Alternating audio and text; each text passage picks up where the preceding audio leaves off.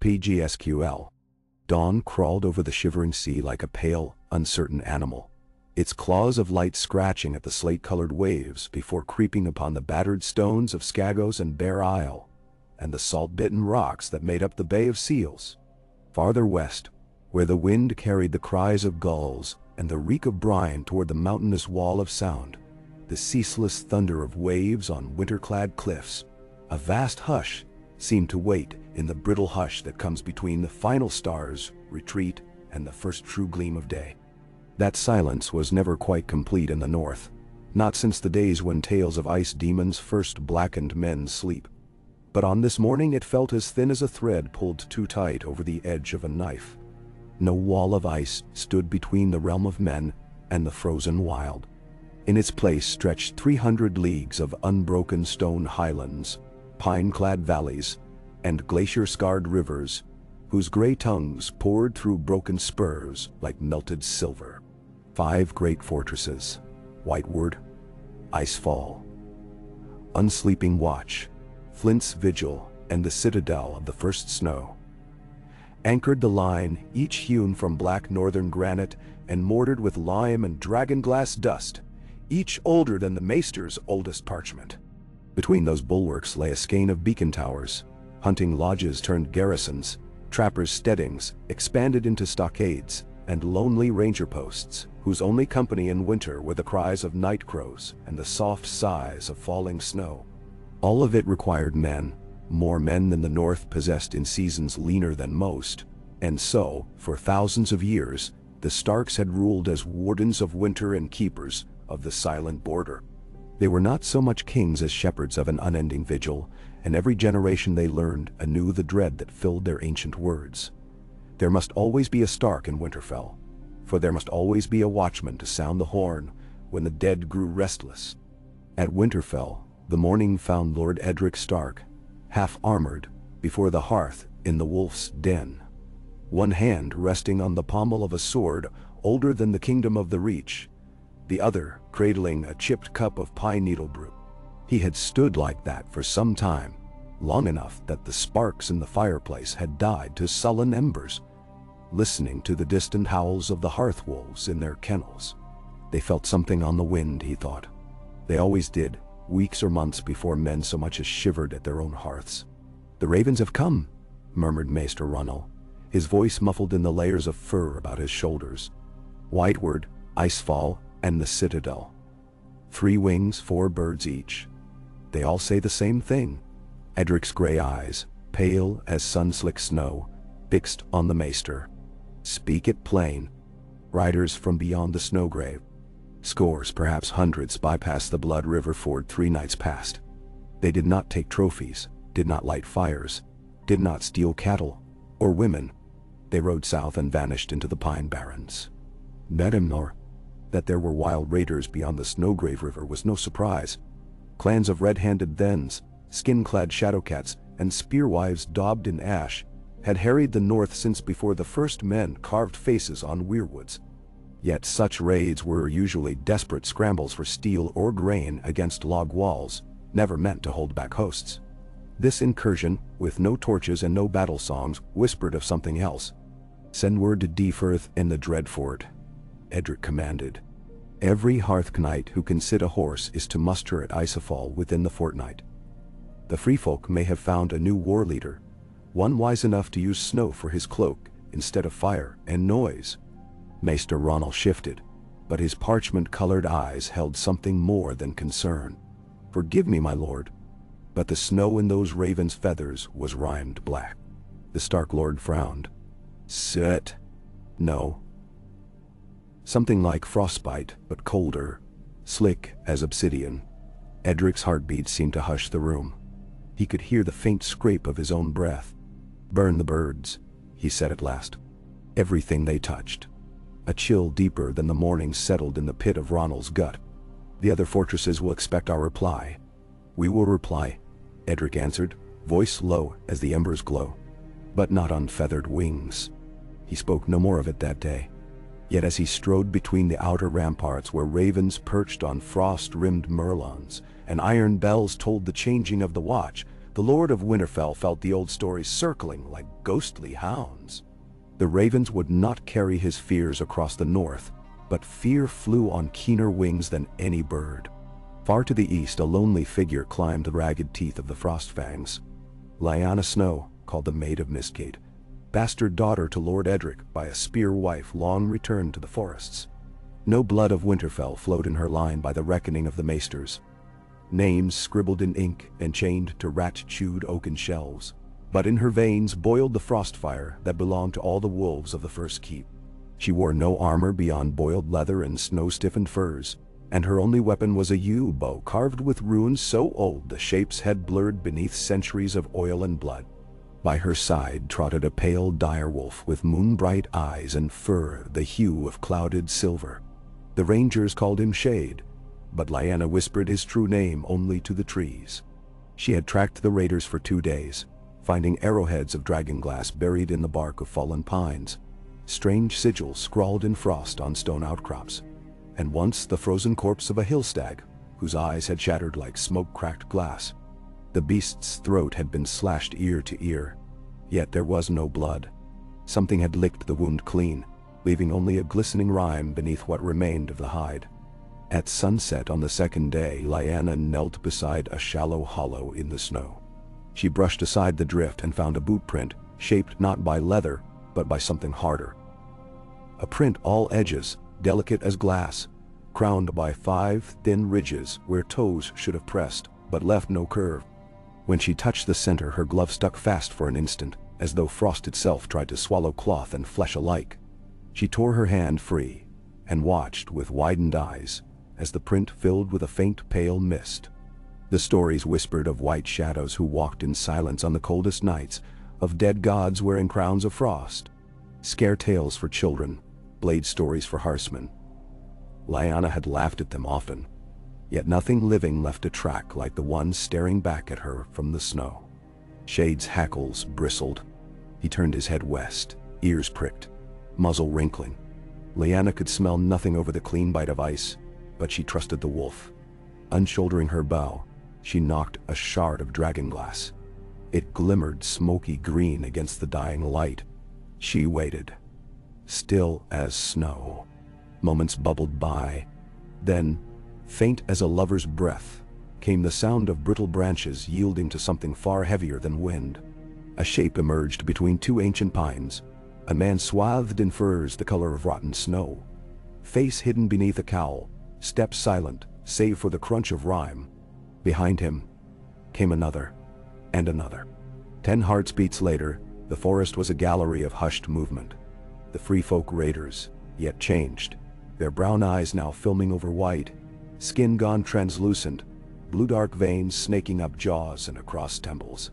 Frost steamed from their nostrils, though the air itself was frigid. Their weapons shone wet and gleaming, as though freshly licked by tongues of winter. They did not see her. Something else led them. Some fixed point beyond her perch. Lyanna's arrow trembled on its string. Shade's lips peeled back, but he did not bark. The wolf knew silence was life. The men passed eastward, deeper toward the Dawn Ridge, where the fortress of Unsleeping Watch stood atop a knife-sharp promontory. They moved with eerie purpose, not the marauding scramble of clans hungry for plunder, but the chilling calm of corpses marching in a dream. Lyanna waited until the last faded into swirling spindrift, then rose and ran, each step a whisper of panic. If these were wildlings, they were wildlings no more. Something older held their strings, and Unsleeping Watch lay garrisoned by 300 men and women whose oaths had never accounted for horrors thought long buried. She would have to outpace the dead. 2 days' ride south, at the citadel of the First Snow, Lord Jorah Mormont of Bear Isle watched his niece Myra drill a company of green recruits on the shield line. Myra moved like a storm trapped within human sinew. Tall, broad-shouldered, her black hair clubbed in a knot, her round shield painted with the silver bear and green pine of her house. She barked orders with the jagged cadence of crashing surf. Left knee, iron in, sails up, and the raw youths staggered to obey, shields rising and heels stamping, forming the tortoise that had bled king beyond the wall Rhaegorn Frosthelm at the Battle of Winter's Mouth, 20 years earlier, Jorah's pride warred with unease. These were farmer sons and fisher girls from the Lonely Light, not seasoned hostermen.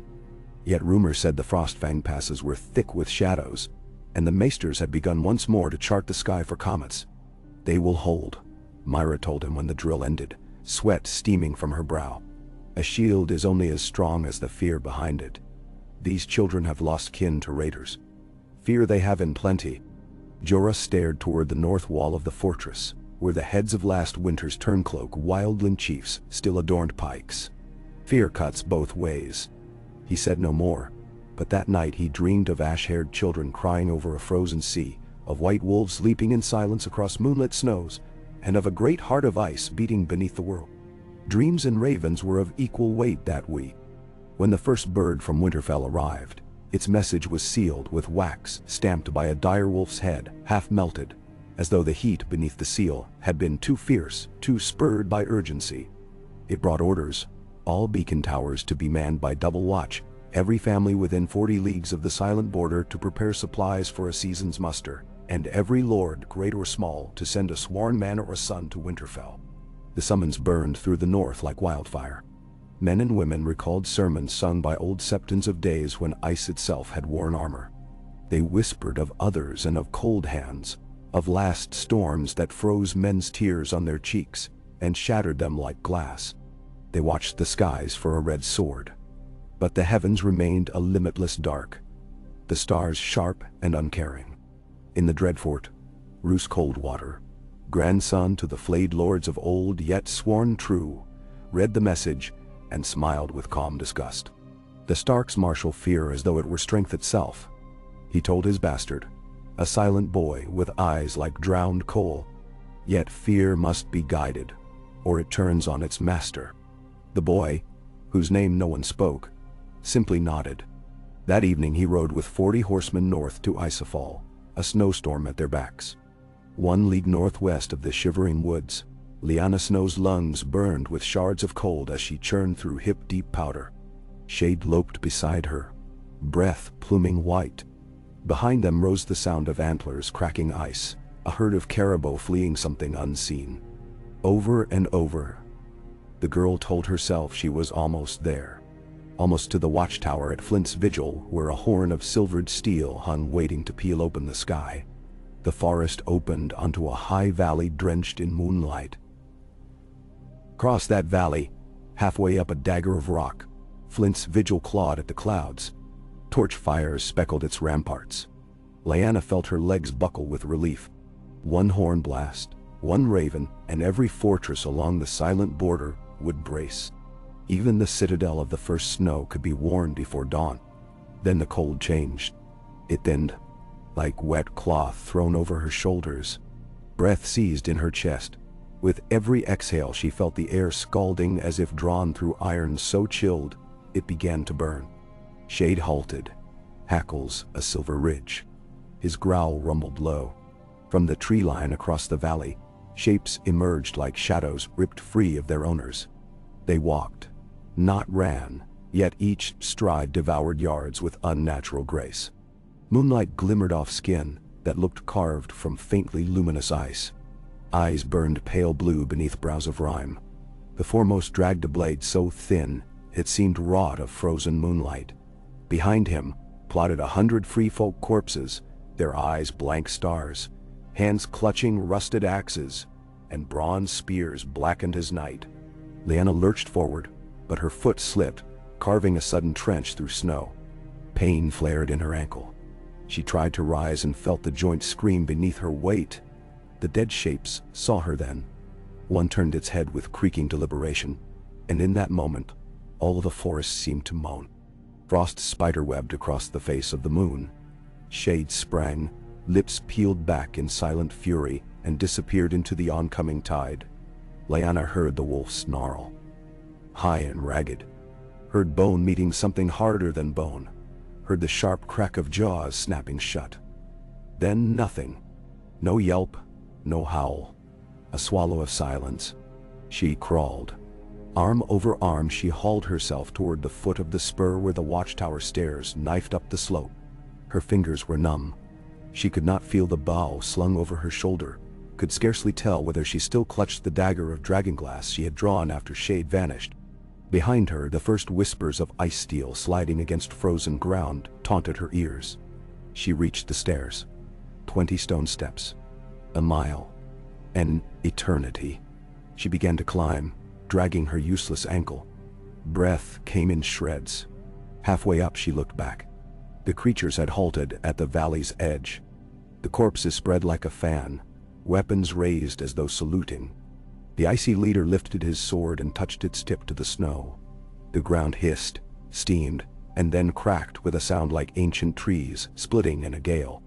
A wave of hoarfrost rippled outward, rolling uphill toward the tower. Lyanna screamed. Not for herself. For the men and women asleep behind those granite walls who would never feel dawn's warmth again if that tide touched the keep. She gained the parapet. Guards ran to her, confusion in their eyes. One reached for her shoulder.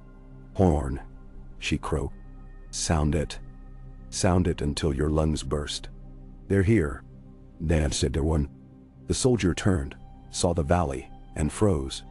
Already the frost wave was halfway across. Tiny flakes of snow swirled about its crest, catching light in a ghostly sheen. He hesitated but a heartbeat, then sprinted for the great horn. On the third blast, its bronze throat cracked, the sound spilling out like a dying beast's cry. The fourth blast dissolved into breathless clamor. Lyanna collapsed against the Merlon. She felt no pain now, only cold so deep it hollowed her bones. Yet when the tower gate slammed, when torches flared and arrows began to fly, she found strength to rise again. Frost climbed the outer walls like living lightning. Arrows shattered on white armor. Spears splintered. The first corpse reached the base of the wall and clawed at stone, tearing through granite, as if it were woven reed. Lyanna loosed. Her dragonglass arrow kissed the creature's neck. Where black glass met icy flesh, frost exploded outward in a silent scream of shattering crystals. The corpse folded like paper set aflame, bones sizzling into nothing.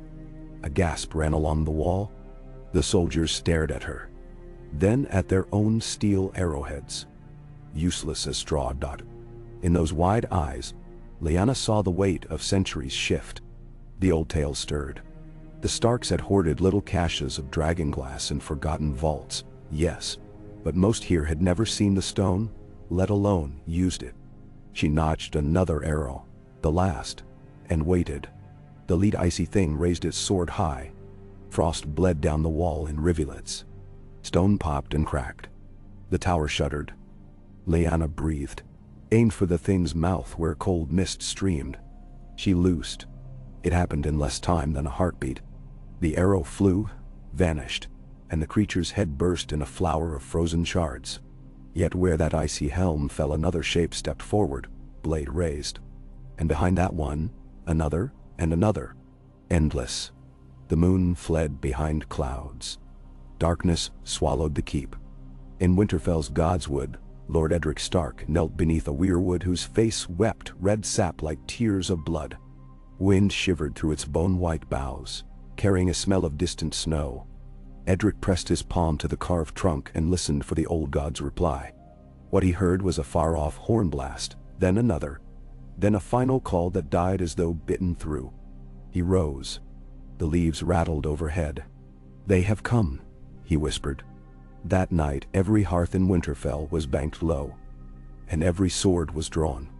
Children slept in cellars under the watch of silent maids. Ravens flapped from their towers, carrying messages south and east. Dawn did not come. A pall of ash-colored clouds swallowed the sun at first light, and snow began to fall, soft and relentless.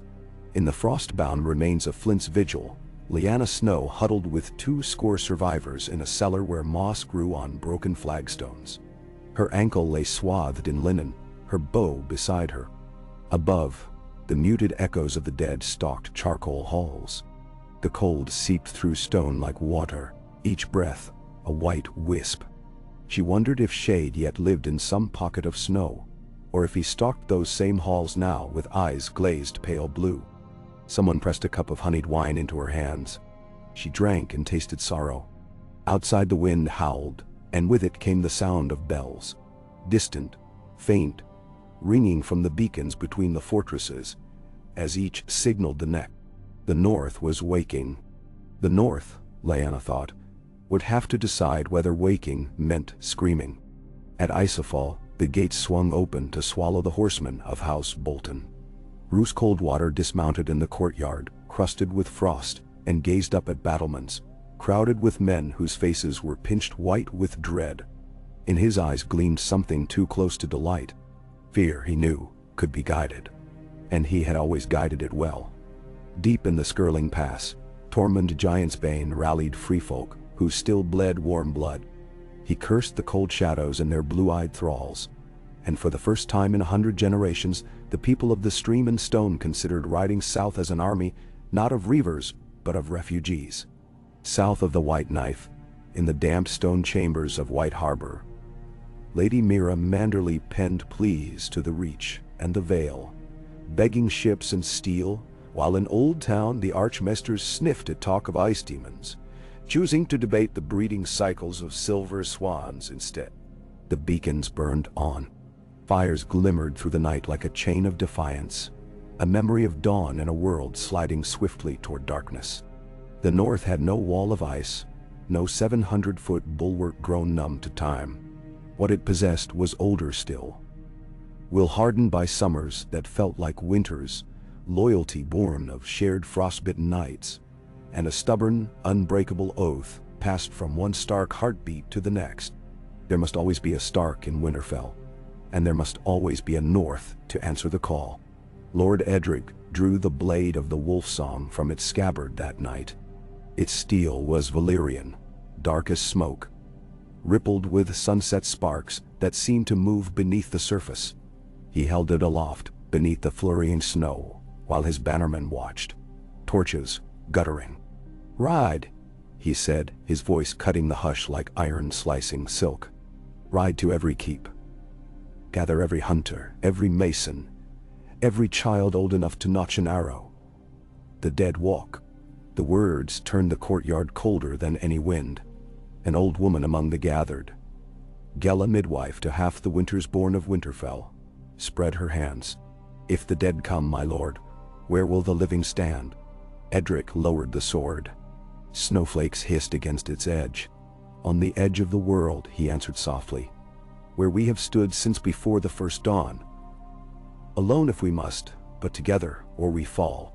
He thought of the raven's black-rimed feathers, of Lyanna somewhere in the white waste, of the unborn children of peasant crofts and great halls alike, and he felt the weight of 1,000 winters settle on his shoulders. But when he sheathed the blade, he found his spine straightened all the same. Fear, he knew, could be guided, and he would guide it toward courage. The snow fell thicker, draping Winterfell in mute cloth. Somewhere beyond sight, in ruins littered with frost-choked corpses, blue fires kindled in the eyes of things that had never known warmth. They prepared their own march south, slow, unstoppable, patient as ice creeping through cracks of stone. Yet between that darkness and the living world stretched a web of granite keeps, torchlit beacons and mortals whose love of hearth and song had survived 100 winters. Dragonglass knives slept in dovecots, Valyrian blades rested in oaken chests, and in secret root cellars, children of the forest shaped arrows of pale glass that could drink starlight. The North drew breath. The first true storm of the age unfurled its wings over the shivering sea, and the long night, which some claimed had never fully ended, opened its jaws once more. Somewhere in that hush, a raven beat toward Winterfell bearing a single strip of pale parchment. On it was written in a jagged hand, "Hold fast. We still breathe." It carried no sigil, no name. But Edric Stark, gazing up at the swirling gray sky, knew the words had been penned by his bastard daughter, and the knowing set a fragile ember alight within his chest. If she lived, so too might hope. He turned to the waiting captains, the smiths, the maesters.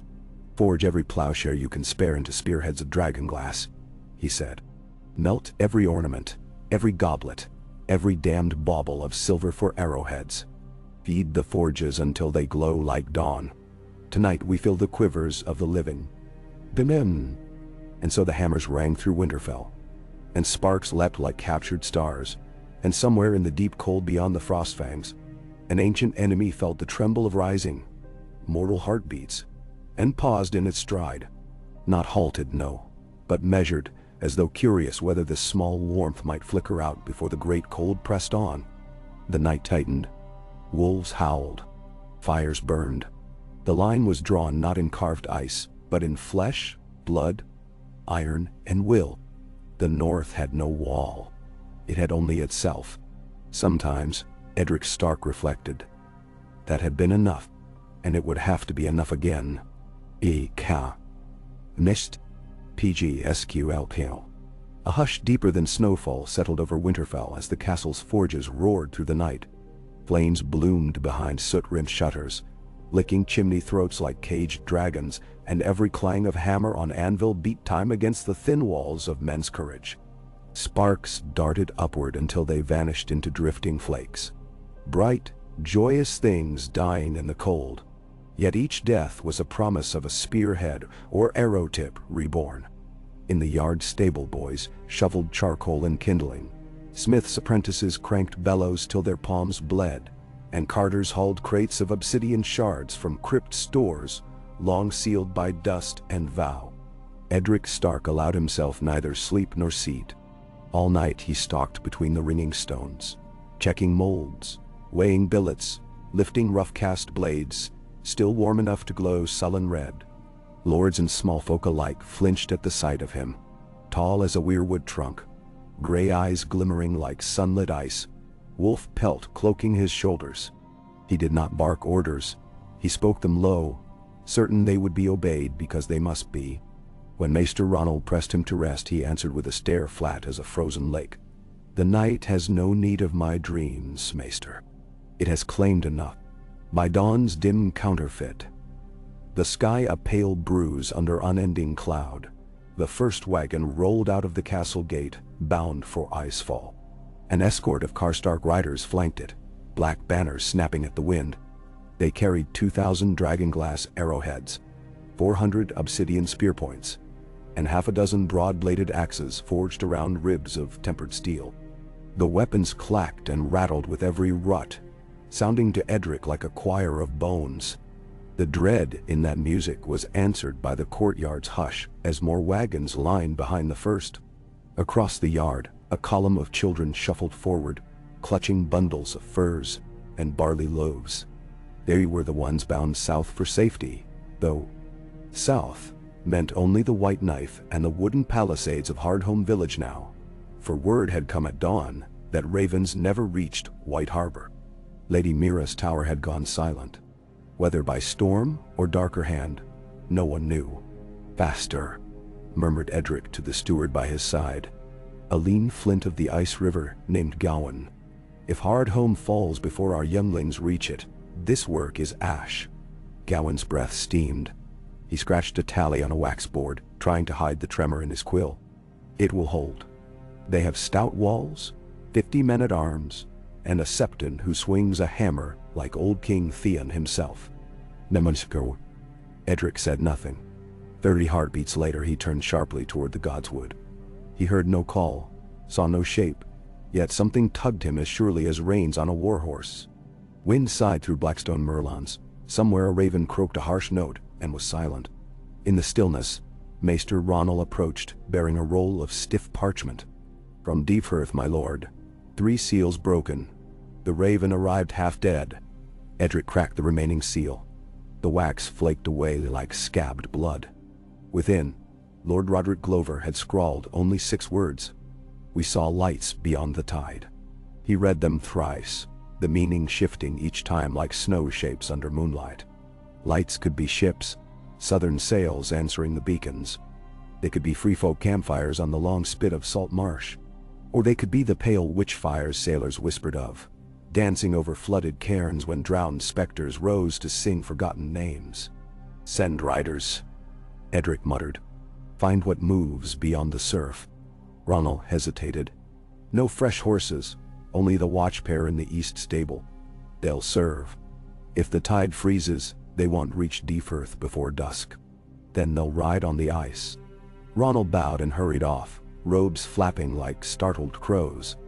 Edric watched him go, feeling again that tug beneath his ribs, as though roots of the weirwood wound through his heart and pulled him toward dangers blooming unseen. Rhyn? 60 leagues north, dawn's sallow light seeped through jagged rents in Flint's vigil. Snowdrifts lay thick in every corridor where wind could creep. Icicles reached down from broken arches like fangs. In the cellar, Lyanna Snow woke to the scrape of stone overhead. For a moment, she thought herself a girl again in the mountain instead of her mother, listening to reindeer horns rattle on the smokehouse wall. Then the ache in her ankle roared, and she tasted old blood dryness on her tongue. Warm breath brushed her cheek. She turned. Shade crouched beside her, ribs like bared bows, one foreleg rimed with frost. The wolf's eyes shimmered green-gold in gloom. He had found the hiding place sometime after midnight, slipped in through a fissured drain, muzzle matted with black ice. Lyanna pressed her brow to his and felt the familiar steady quake of his silent growl. Alive. Dead. You kept breathing. The survivors had dwindled to 24. 2 died in the night when their wounds froze through. Another wandered up the stairs and never came back. A 4th, lad no older than 12, now sat rocking in a corner, mumbling the song of the last hearth, mind snapped by the sight of his father's corpse being dragged away by blue-eyed things. A faded lantern cast trembling light over the stone-crusted archway. Beneath it, old Sir Harwin Hill lay propped against a cask, colorless lips drawn in a grim line. His mail shirt had split where a spear had punched through. Dragonglass already disappeared in the wound's icy scab. Lyanna crawled to him. How long since they stirred? She whispered. Harwin's frost-cracked eyes slid toward the ceiling. Half an hour, maybe. They hush before the sun lifts, if sun there be. We must move before dusk. They gather then. He managed a thin chuckle. And go where? South gate is stove in. North yard a graveyard of ice. I'll die with this stone at my back, bastard girl. But the rest? Lyanna searched the room. They had 5 short bows, 4 longs, perhaps 40 arrows, none tipped with glass.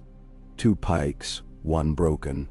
Her own quiver held 3 shafts, each with obsidian heads she had chiseled hours earlier beside a guttering brazier.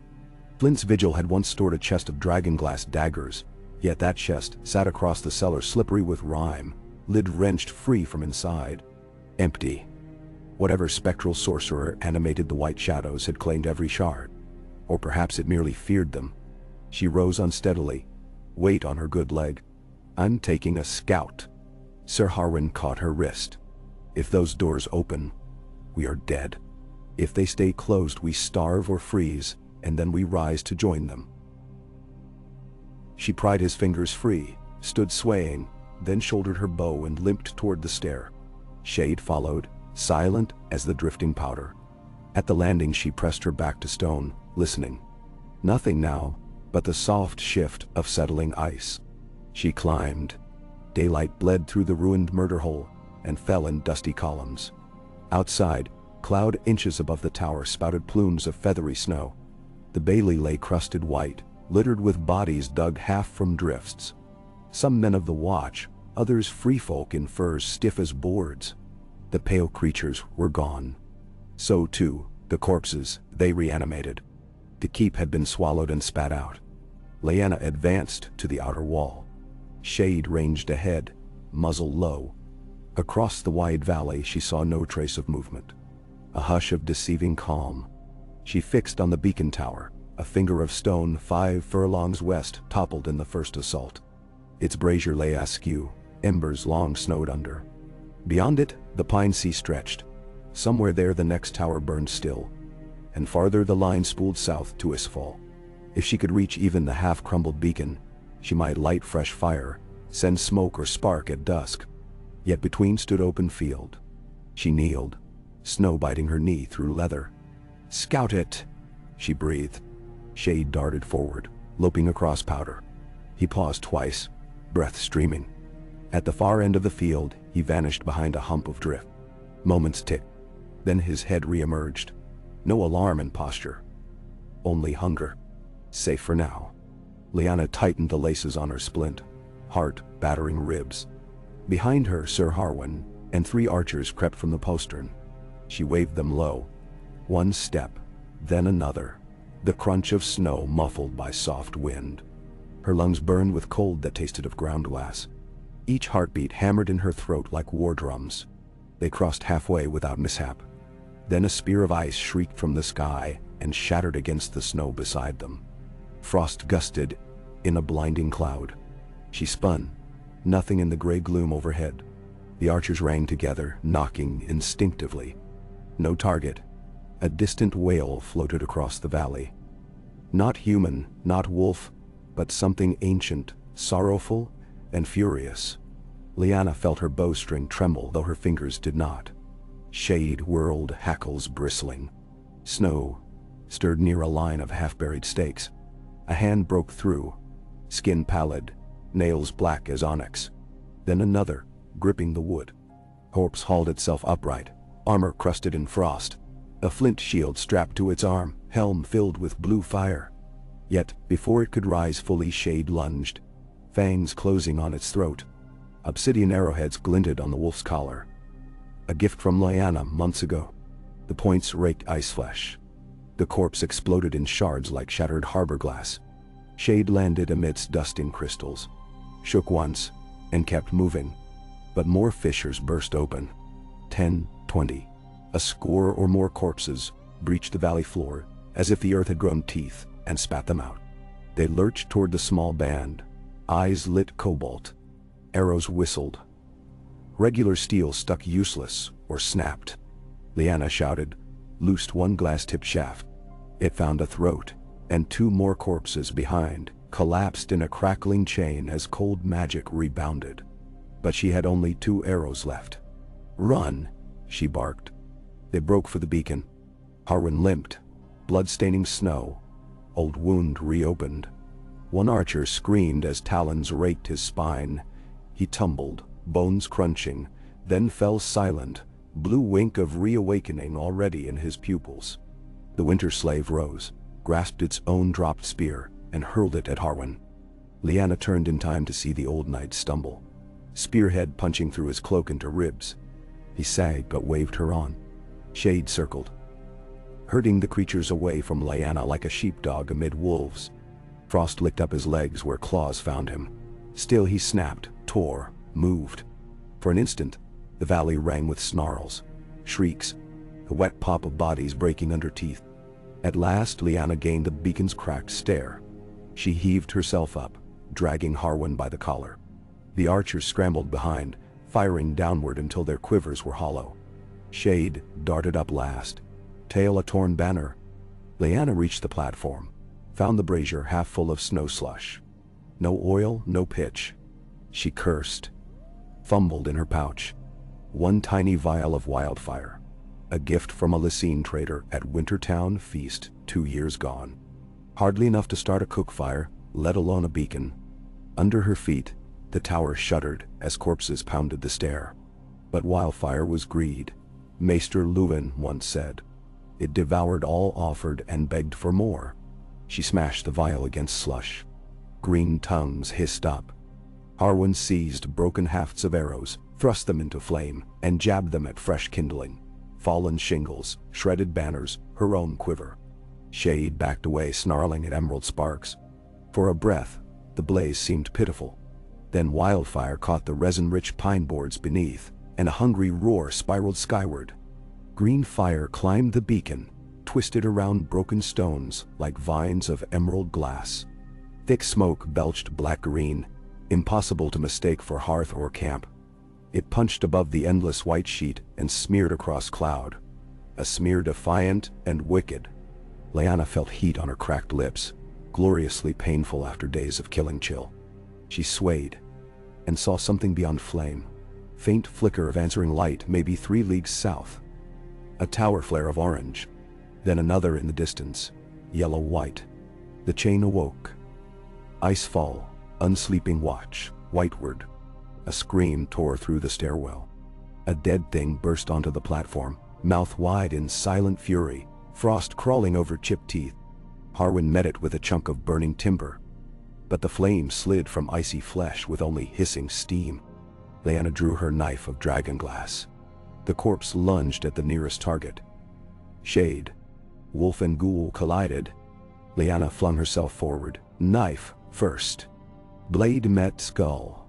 Black stone sank. And the corpse froze, splintering down to dust in a single breath. Shade staggered away, flanks slick with bitter frost. 2 more bodies clambered through the arch. Harwin bellowed, swinging torch. Lyanna slashed, where obsidian kissed. Flesh shattered. Still the tide came. Behind them wildfire writhed higher. It reached soaked banners and exploded outward in a blossom of jade. Heat battered the platform. The iron brazier groaned, warped. The beacon itself, cracked and undercut, shook like rotten tooth. Down! Harwin roared, but there was no down, only horde. Lyanna looked to Shade. The wolf met her gaze, understanding deep as old forest. They would not outlive the green inferno. But southward smoke already flew.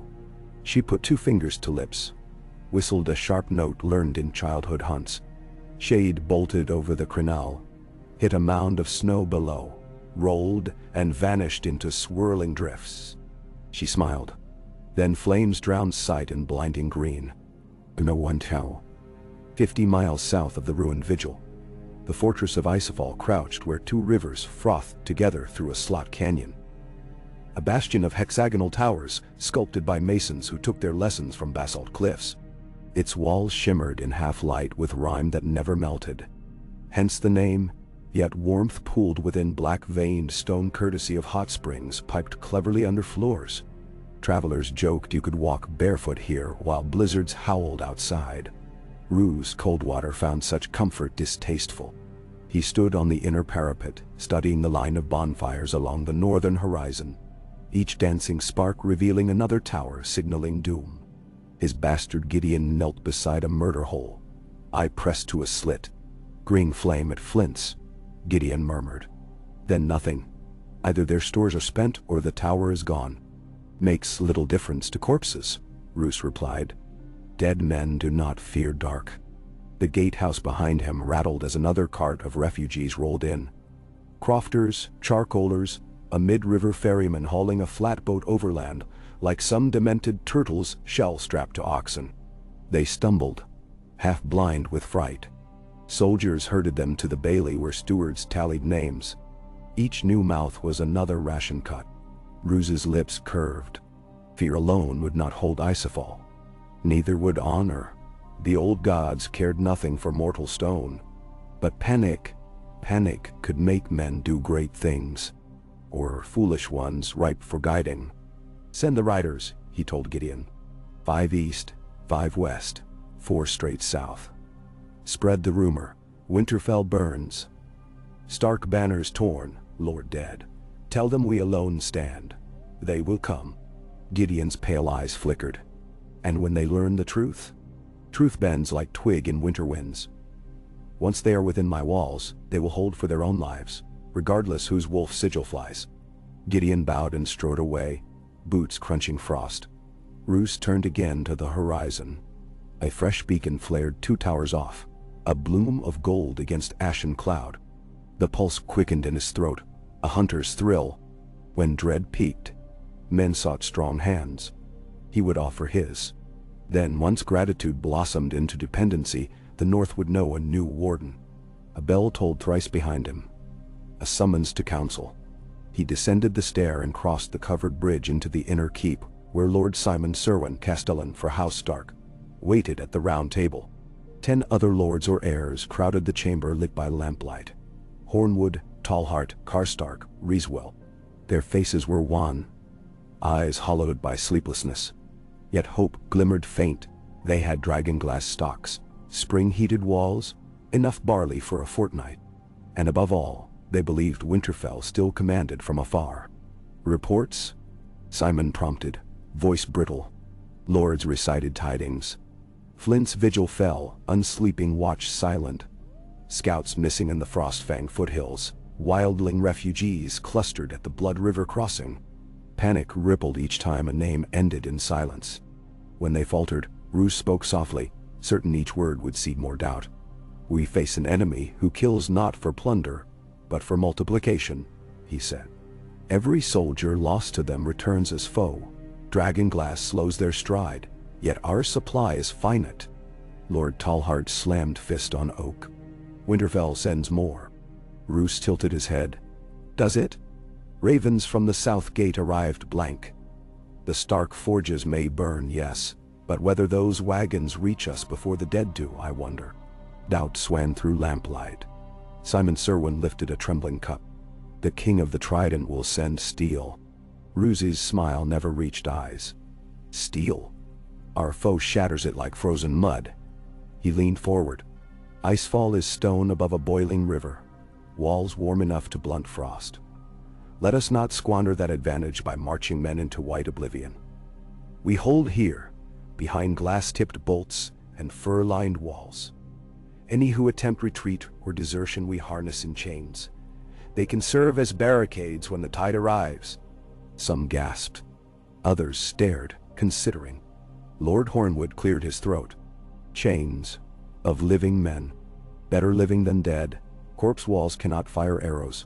Roose let silence stretch, then softened his tone as if apologetic. "None of this I desire, my friends. But harsh measures win harsh wars." "Now," Simon Serwyn rubbed eyes, veins dark with fatigue. "There will be no chains. We are the blood of the first men. We stand shoulder to shoulder, not whip to whip." He shot Roose a glare. "Yet you speak some truth. We must not scatter." The meeting churned on, argument turning circles. Roose withdrew step by step, letting words swirl. Seeds planted. And now, far south of Icefall, in a chamber beneath Winterfell's oldest crypt, Bran the Singer knelt on chill stone before a root that pierced earth and stone alike. Many swore the boy was touched. Thin-limbed, dark-eyed, hearing songs no others heard.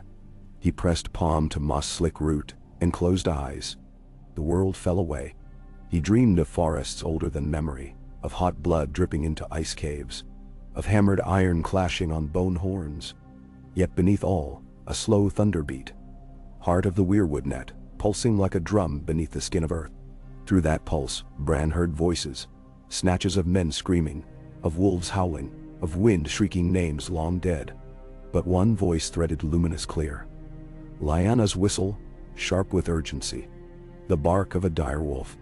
Then a roar of green fire. Bran tried to follow, darting thought to tower of pine and stone. But the root quivered, and instead he fell into whiteness where stars hung crooked. In that white gulf, an icy king strode across a silent lake, spear in hand, cloak of moonlight swirling. Behind him walked legions of darkness. Bran jerked awake, cold sweat like sleet on skin. He scrambled up the stair to the great hall. Lords crowded the map table. Edric bent over it marking lines in charcoal. Bran burst between tall men, breath ragged. "The vigil burns," he gasped. "Green fire." Wolves ran. Edric's head snapped up. "Lyanna." Bran's eyes glazed, looking somewhere past stone. A whistle, then fire. But she breathed still, farther south now. The hall stilled. Some lords glanced at Edric with thin disbelief. But none spoke. The Stark name guarded strange gifts. Edric straightened, fury lacing voice. Then she lit the beacon. "Icefall knows, or will. We ride north by nightfall." Maester Ronald sputtered. "My lord, supply trains still." Then the trains follow. Edric swept pieces from the map. Carved weirwoods, bears, flayed men. "We split, not we. Lords Brune, Malin, Slate, escort the children to Hardhome. Lord Umber, Lord Karstark, with me." He jabbed at the map. "We cross the fever water at dusk, march over frost fields under moon. Flint's vigil may be lost, but we hammer the enemy flank before they reach the fish lakes." Shields thumped tables in grim assent. Ronald swallowed and made swift notes. Bran sagged against a pillar, vision swimming. When he glanced up, Edric's gaze locked on him. In those pale eyes, Bran saw twin flames, fear and fierce pride. The boy managed a wan smile. "Tell her, I saw." Edric nodded once, almost a bow. Then the War of Winter truly began. By the second dusk after Lyanna's beacon flare, heavy snow turned fields to white oceans, broken only by frosted trees. The Stark vanguard drove into that sea. 800 riders, half on shaggy mountain ponies, half on rangy northern coursers, each man and woman clutching a pouch of glass-tipped bolts. At their head rode Lord Edric, cloak streaming gray, Wolfsong resting naked across his lap. The blade drank the gloom, ghostly ripples of crimson dancing within Valyrian veins, as though hungry for first blood.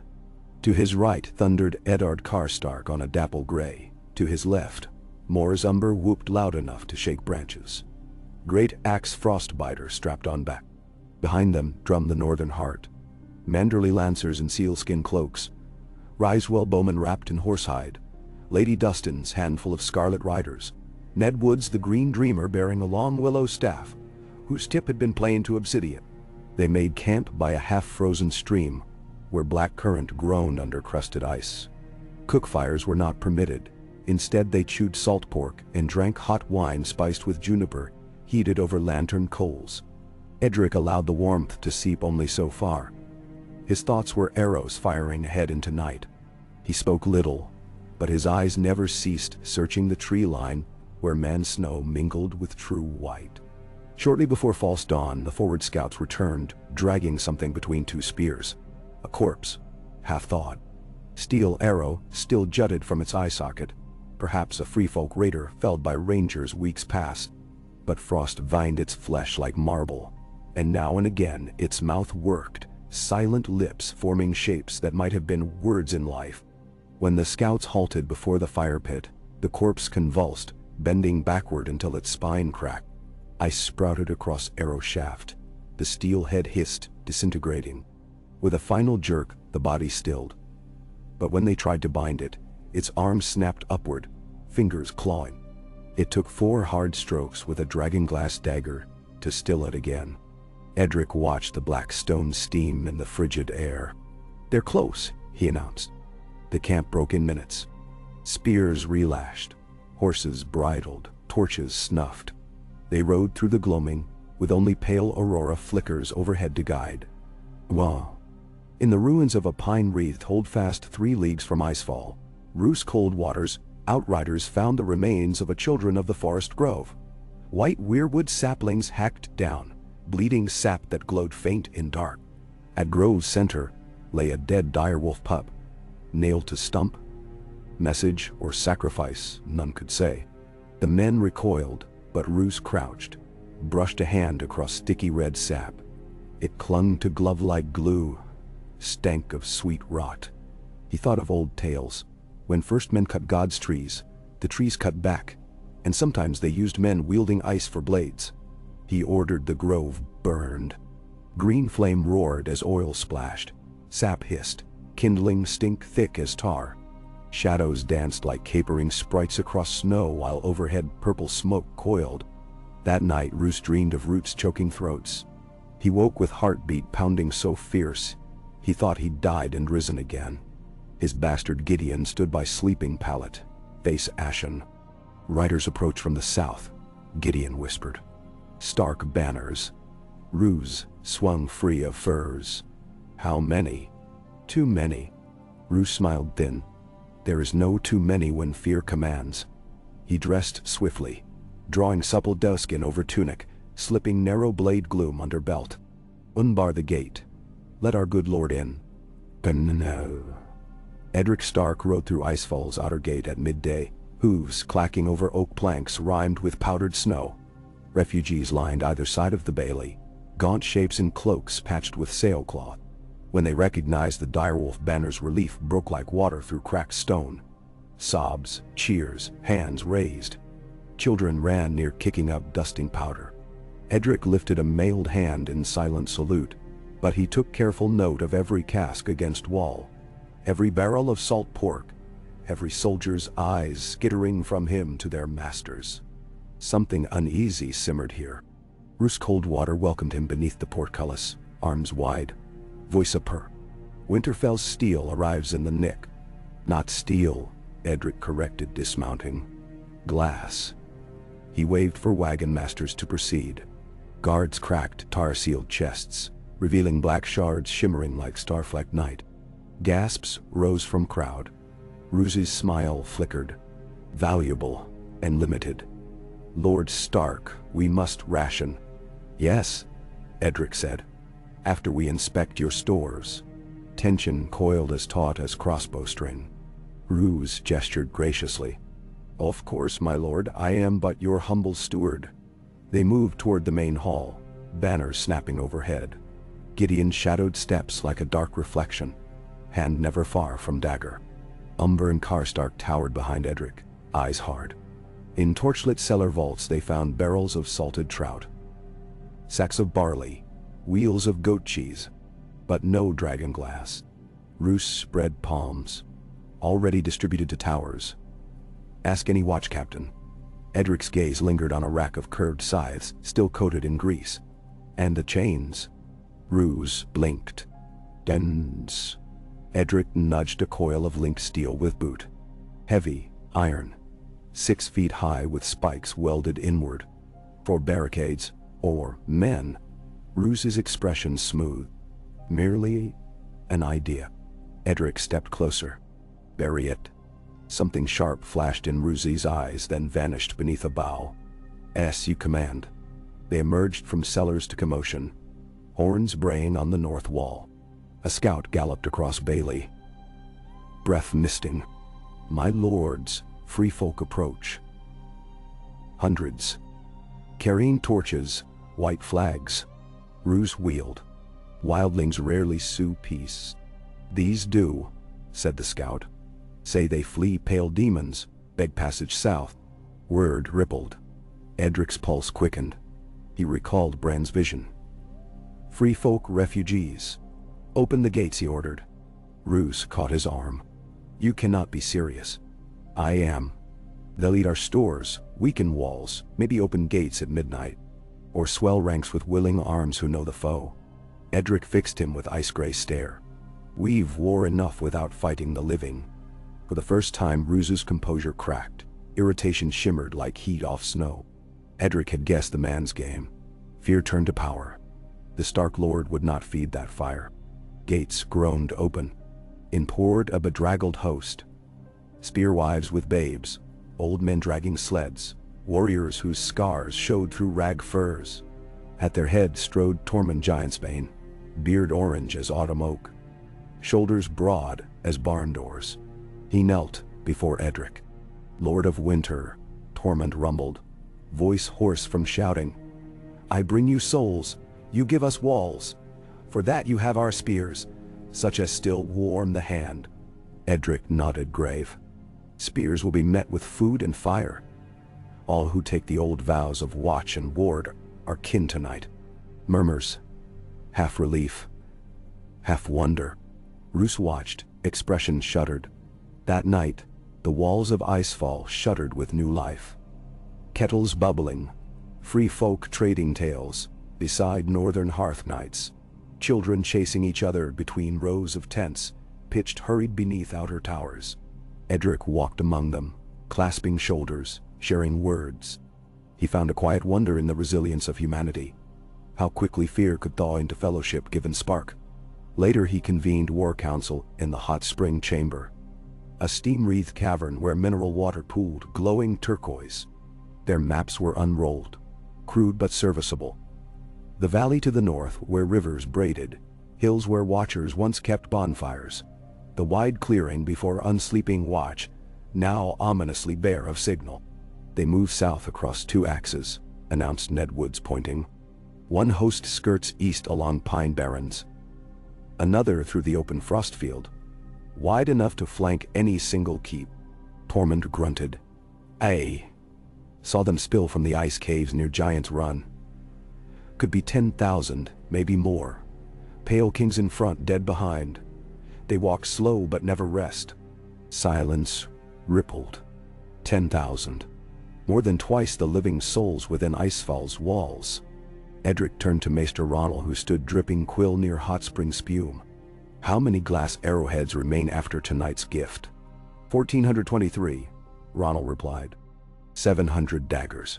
200 pike tips. Edric did silent math. Enough to fell perhaps a quarter of the enemy, if every shot struck true. Not enough. How long until Winterfell forges deliver more? Asked Karstark. Ronald hesitated. A week, with clear roads. Roads are gone, Umber growled. Snow ghosts them. Bowman spat. Why wait on wagons? Dragonglass litters old shore of Skagos. Hunters carve it like flint knives. I've seen caves piled with black spears. Eyes turned. Skagos was home of goat clans, nearly inaccessible by storm and rock. But one narrow strait separated its jagged cliffs from mainland. And if that strait froze as rumor said, a foraging sortie, Edric mused. Risky, yet Glass's life. He fixed on Tormund. You know the paths? Aye. But not the tides nor what stirs on island now. Heard goats bleat songs of moving shadows. Shadows everywhere, mumbled Ned Woods. Roose Coldwater leaned in. Lace cuffs pristine.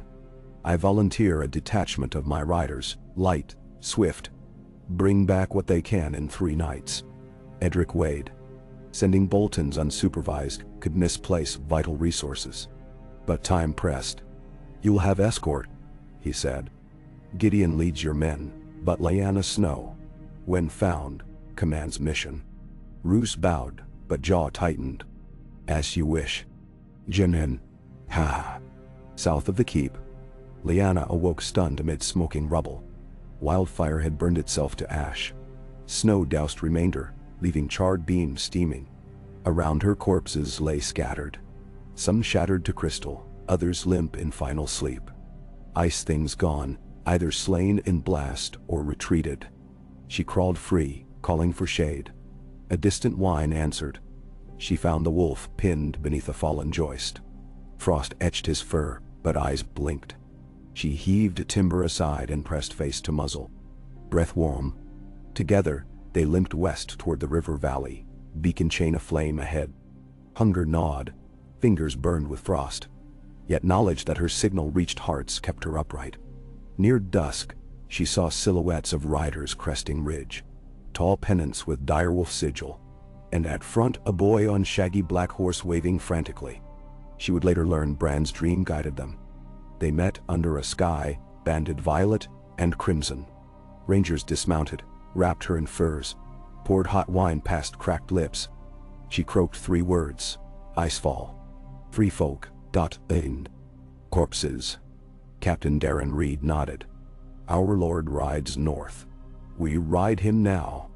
They turned south with Lyanna tied to saddle before sturdy rider, shade trotting behind. Lanterns bobbed through gloom like fireflies as they filed into widening night. Ja. 3 days later, snow ceased, replaced by cold so sharp it hummed.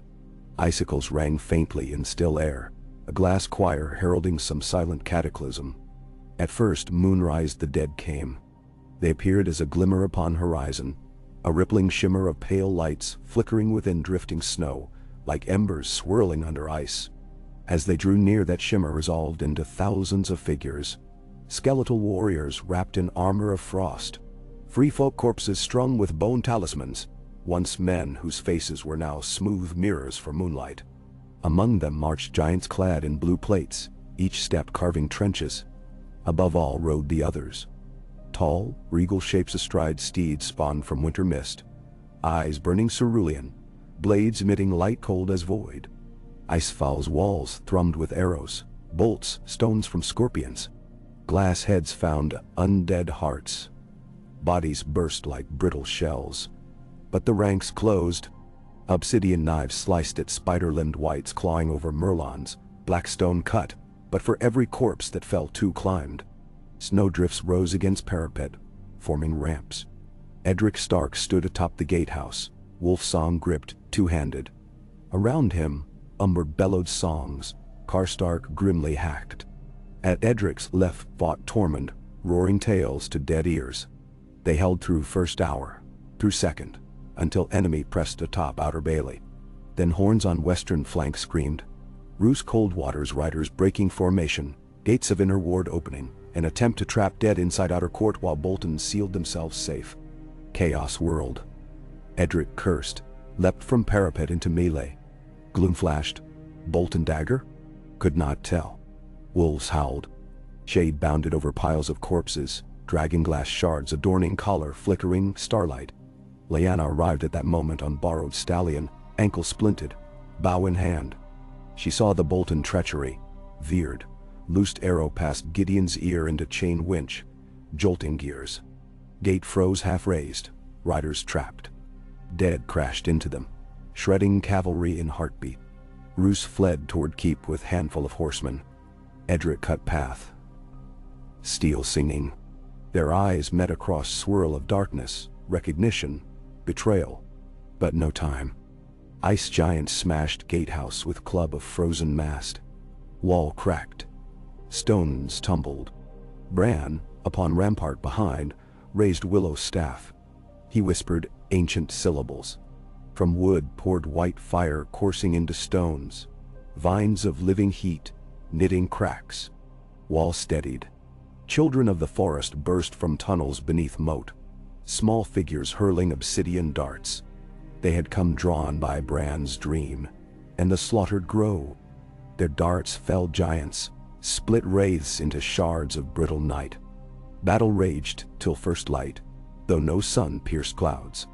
When at last horns blew retreat, the dead ebbed northward like tide pulled by unseen moon. They left behind field of shattered ice, heaps of corpses that did not rise, and a fortress half ruins but unbroken. Edric staggered to courtyard center, breathing steam. Blood, hiss, others, unknown, soaked cloak. Around him, survivors slumped. In that hush a cry rose. Lyanna, kneeling beside Shade, who licked her hand. Father and daughter locked eyes. Across snow, bond welded sharper by war. But dread lingered. They had survived first tide, not the storm entire.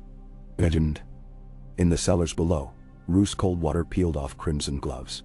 He had escaped collapse barely, now sheltered in hidden burrow once smugglers used. Gideon slumped with split helm, but alive. Roose's plan of fear commanded had soured, yet a spark remained. The dead withdrew. They would return, and when inner walls failed, chaos would crown any man who opened South Gate for flight. Roose stroked blade gloom. Fear could be guided, yes, and desperation was its twin. 3 days later, scouts returned from Skagos bringing sleds groaning with dragon glass. Spear points, axe heads, rocks shaped by goatmen into serrated crescents. With them limped a pale-faced child of the forest who spoke in sighs. She gifted Bran a nut carved with faces, the last seedling of a Dawn Age grove. Plant it in blood and tears, she said, and roots will drink song. Bran carried seed to courtyard where dead still lay and pressed it into snow, where men had bled most. He sang in tongue older than wind. Snow melted around nut, exposing soil. Tiny white shoot pierced earth, unfurling crimson leaves, as though time raced lowered. Grown men wept, sensing hope ignite.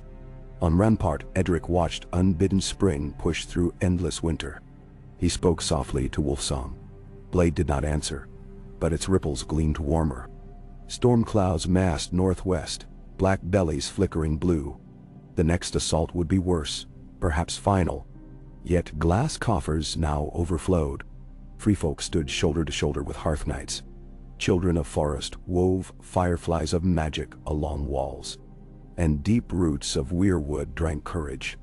As twilight bled chaparral red, horns sounded, distant, cold, countless. The Night King marched again. But now, a silver bark sapling glowed at center yard, casting scarlet gleam on armored faces, and hearts thrummed in answer. Edric lifted Wolfsong. Loose, he ordered. A storm of black glass arrows flew, stitching sky with streaks of midnight fire, and somewhere in that vast white front a howl rose, not of wolf nor wind, but of ice wounded. The living shouted as one. The wall of sound rolled north into gathering dark, and beneath swirling snow, hope burned, small and fierce as forged spark kissed by breath of determined men. Kai Ke Damu. Smoke and morning mist drifted across Icefall's ruined outer yard, curling between the splintered towers and churned red snow where the dead had come and gone. Crows gathered in hundreds on the ramparts, their beaks sharp and restless, tearing at fallen flesh that never rose again. The storm's edge was visible from the highest tower, a wall of pewter cloud crawling from the northwest, lit from within by eerie, distant blue flashes. Men who glimpsed those lights muttered prayers under their breath, and even the most war-hardened refused to jest about what they had seen. Within the inner keep, the wounded filled every warm chamber, groaning in their beds while children pressed cloths soaked in willow tea to burns and wounds. Lyanna Snow limped from bed to bed, her splinted ankle barely bearing her weight, carrying a basket of black bread and wild garlic to share with the worst off. Shade prowled at her side, accepting the cautious touches of the freefolk children with wary eyes. She listened as a Northman, with half his beard singed, described the storm giants, the way their fists had hammered the stone, how their eyes had glowed with the emptiness of a moonless night. Another, a spearwife from the stream, insisted she'd seen one of the Pale Kings shatter into 1,000 pieces when an obsidian spear found its mark. Pieces that crawled, writhing, until they melted in the rising dawn. Lyanna believed them all. She remembered the green fire roaring, the crunch of black ice under her blade, the way the world had shrunk to nothing but breath and pain, and the furious will to keep moving. When a wounded girl in a Karstark cloak grasped her hand, Lyanna squeezed back with all the strength she had left. "You fought," she said. "You're still here. We all are. That's how we win." "Nay." The girl only nodded, tears glistening, then curled up into sleep with Shade's tail pressed against her cheek. Lord Edric Stark moved from rampart to courtyard, never pausing, never allowing himself the luxury of sitting. His men watched him, as they might watch the last light on a winter's night, drawing what comfort they could from the steady rhythm of his steps and the sure, grave set of his jaw. He listened to the survivors, marked each missing face, spoke to the children orphaned in the night's chaos. He walked beneath the gatehouse where Tormund Giantsbane held court, instructing the newly arrived freefolk how to fashion spear shafts from the stores of hard pine, binding dragonglass to the points with sinew and pitch. Edric made his way to the hot spring chamber where Bran waited, the strange sapling glowing red and silver beside him. The boy's hands were stained with soil and blood. His eyes, dark and bottomless, seemed to see through stone. The air shimmered with a warmth that felt unnatural, almost intoxicating after the raw bite of the battlefield. "They will come again," Bran said softly. Before Edric could speak, "The Night King feels the roots here. He knows we stand, that we remember how to fight him. He'll send everything." Edric nodded. "How much time?" Bran closed his eyes. 3 nights, maybe less. The rivers are freezing fast. If the snow turns to ice, they'll come at us from every side." Edric's mouth tightened. "The Skagos mission returned an hour ago," Bran said. "Dragonglass enough for every living soul here.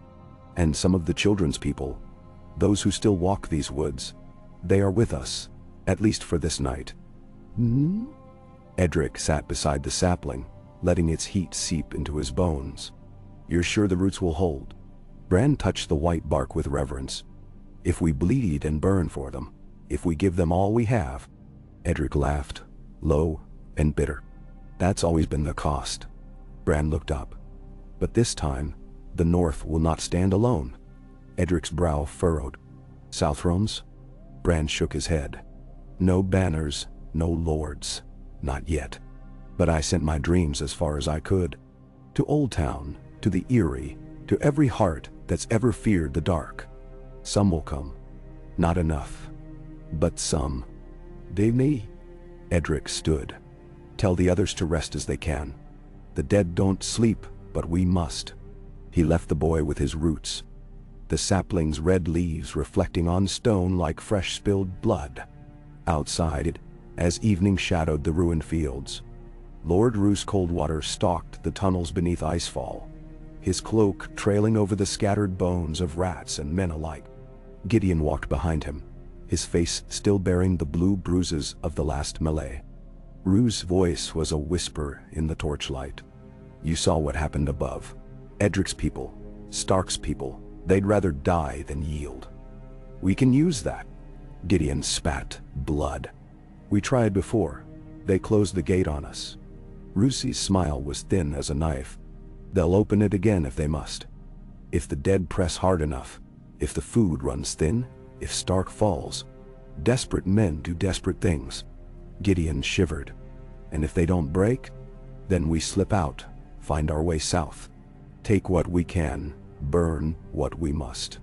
The dead don't care for gold, but living men always will. Gideon nodded, watching the shadows shift and slither. Somewhere above, the sapling pulsed with its strange living glow, casting flickers that made the rats scatter. In the great hall, Tormund Giantsbane held a council with the lords and captains. Lady Dustin and Lord Tallheart leaned over the war map, marking the last positions of their men. The children's emissaries, small, hooded, with eyes like luminous sap, spoke softly of wards, of places where the old magic might yet be drawn from root and stone. Lyanna sat with her back straight, ankle throbbing, marking every name and number. Tormund pounded the table. We got enough black rock now to feed every corpse north of the Frost Fangs. All we need is for you South Bloods to hold your nerve. Lady Dustin's eyes narrowed. Our nerve has held these 1,000 years, Tormund. Tormund grinned, teeth broad as a bear's. Ay, and here we are, shoulder to shoulder, pissing ourselves at the same shadows. That's how you know the world's ending. The others laughed, thin and bitter, but the tension broke a little. The children's emissary, her voice a wind over snow, spoke. Tonight you must light fires at every gate, every breach, stack dragon glass at the weak points. At moonrise gather your living in the yard. The Night King cannot abide the song of living roots. When you hear the sapling's heartbeat, when the snow glows red, loose your arrows. That's when they'll come. Edric entered then, his eyes cold as always. We do as she says. Make ready. The council broke up, each lord and captain hurrying out to rouse their companies, to haul stone, sharpen blades, repair what could be mended. Maester Ronald limped through the snow, handing out vials of wildfire and bundles of flint and steel, reciting old prayers learned at the Citadel, but never truly believed until now. That night, the campfires burned higher than ever before, every tower and breach ringed by new forges where obsidian was shaped and set. The free folk sang wild songs, their voices ragged with hope and terror. Tormund taught the Southrons to tie proper knots, to wrap sinew with teeth. The children of the keep, even the smallest, carved dragonglass with kitchen knives and bloodied fingers. Lyanna found Bran at the sapling's roots, listening to the hum of its growing heart. Are you ready? She asked. Bran nodded, though his eyes were huge and haunted. When it begins, stay near the tree. The dead hate its song, but they'll try to tear it out. Lyanna touched his shoulder. I'll be there, and Shade too. He smiled, the boy in him rising for an instant. If we win, it's because of you. Lyanna snorted. If we win, it'll be because we never stop fighting. Because the North doesn't kneel to winter. Bran reached up and pulled her into a brief, hard hug. Tell Father, tell him to trust the sapling. Trust the old gods. When the time comes, do not be afraid to let the blood flow. She pulled back, searching his face for any hope of safety, but saw only the hard, shining certainty of the doomed. Edric spent the last hours before dawn walking the wall. He stopped at every fire, spoke to every archer and pikeman, reminded them of the names of the fallen and the promises they had sworn. When he reached the South Tower, Lady Dustin stood waiting. They'll come before the sun rises, she said. Every man knows it. Edric looked out into the blizzard. I hope they do. The longer they wait, the more tired we become. Lady Dustin's face was hard. If we break, what then? Edric's jaw clenched. If we break, we bleed them for every inch. If they breach the yard, we fall back to the keep, to the sapling. We hold that until the last man draws breath. She nodded. And if that fails? Then we buy time for the children to run. Even if only one escapes, the line is not broken. A bell tolled in the keep. Thin, and eerie. The last warning. Edric gripped her shoulder. "Steel yourself, Lady Dustin. Tonight, the North makes its stand." The blizzard thickened, swallowing sound and light. The crows fled the ramparts, scattering into the dark. The fires flickered lower as wind pressed against every flame. Then all at once, the world fell silent. No wind, no fire, no sound but the racing of 1,000 hearts. From the north, the dead came. They emerged from the white in a great rolling mass, more than ever before. Thousands, tens of thousands. A tide of blue-eyed corpses with shattered shields and spears of ice, crawling over the earth like a living shadow. Giants in armor of ice marched among them, swinging clubs made of ancient trees. Pale kings rode pale horses, their swords glowing blue in the darkness. The wall erupted in flame and arrows.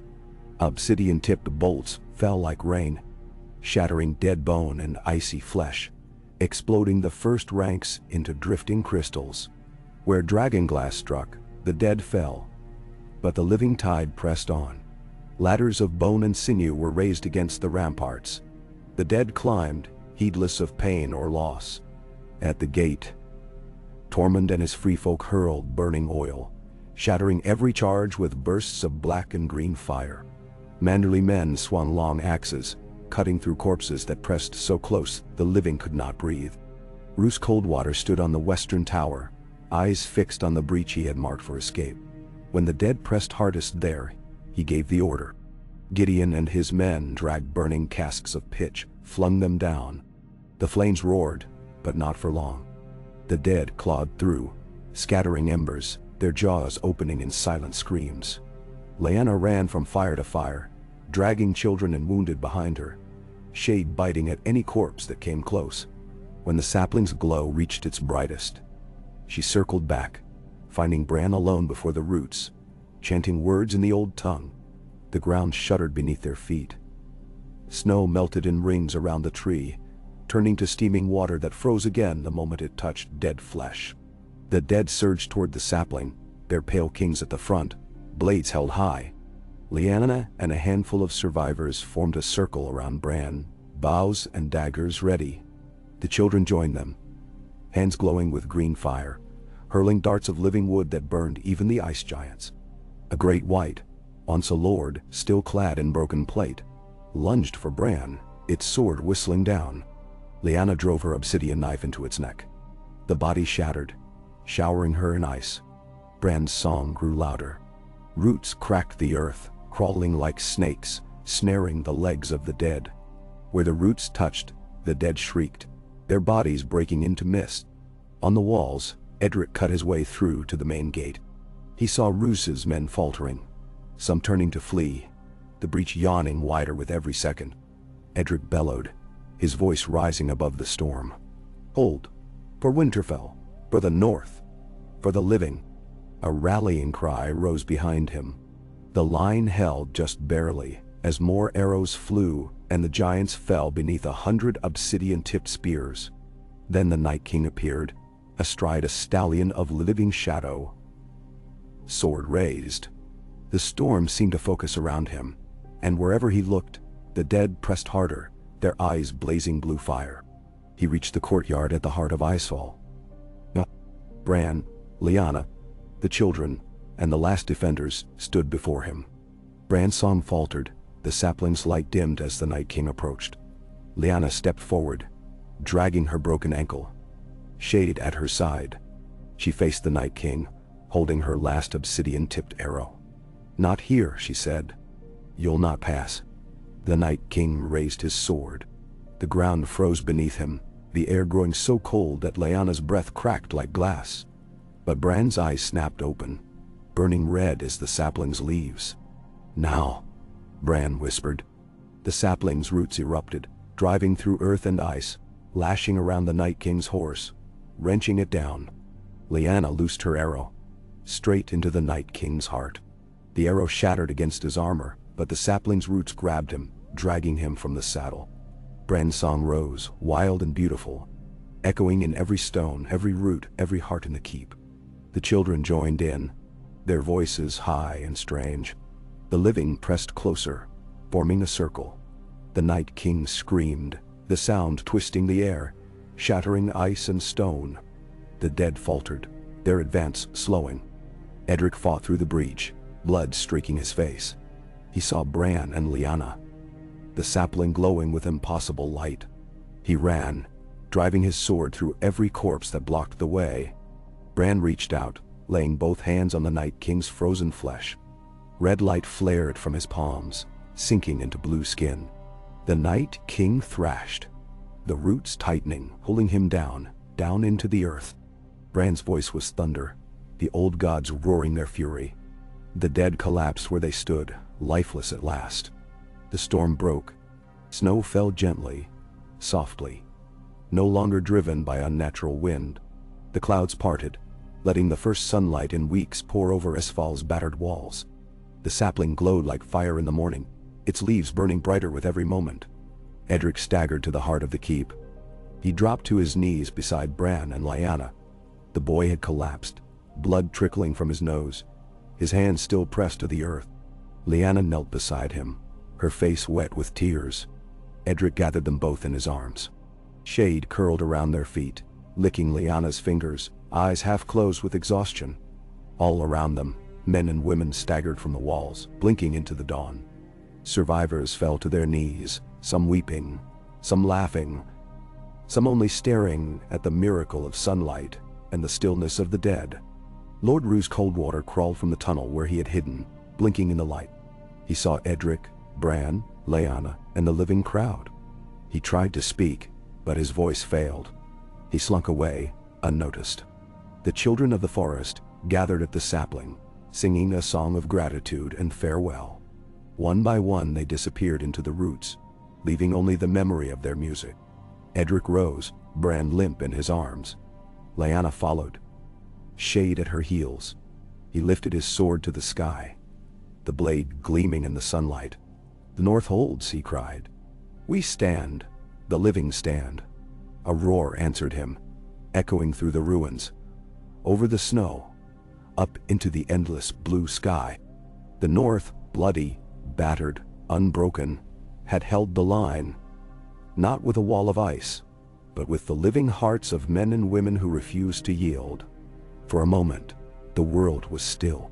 And then, as the sapling's red leaves danced in the dawn, the North began to sing. The sunlight lasted only a few hours, golden and improbable on the battered stones, melting snow into rivulets that steamed in the cold and left shining pools upon the pitted flagstones of Icefall's yard. The air itself seemed changed, thin as hope and trembling at every breath.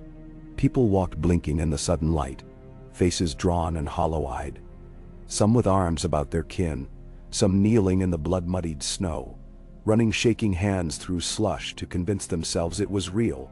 Children touched icicles hanging from shattered merlons and marveled when the blue fire within had faded, the only light now that of the low westering sun. Edric Stark stood atop the highest tower, gazing across the ruins. The yard below, once a place of battle and slaughter, now swarmed with the living.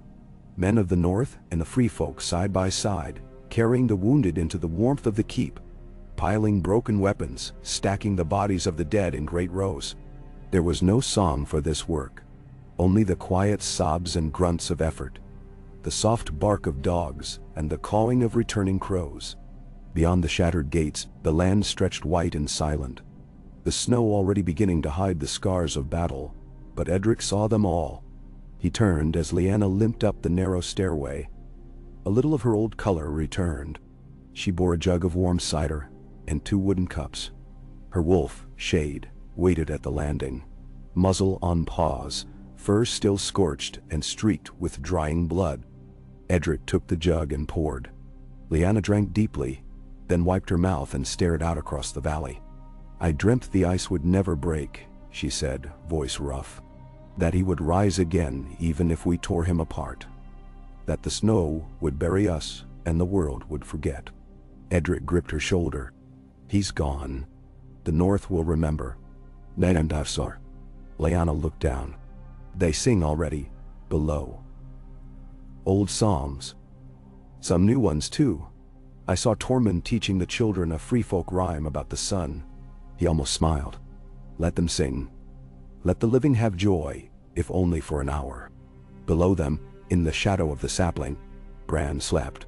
His face was pale as new milk, thin as paper, lips moving in silent dreams. The children of the forest had left at dawn, melted into the roots and vanished beneath the snow, leaving only the sapling behind, its bark now streaked with scarlet veins, its leaves trembling like small flames in the breeze. Maester Ronald stood vigil at Bran's side, reading from an ancient book. A dozen times Edric saw him pause, set his hand upon the boy's brow, and close his eyes as if listening for an answer in the stillness. When Edric asked if Bran would wake, Ronald only shook his head. He's not gone. He's only elsewhere, the maester murmured. Lost in the old woods, I think. Or the roots. We must wait and watch. Edric could only nod. He had seen too much wonder to doubt the maester's words. The North came alive that day, as it had not in living memory.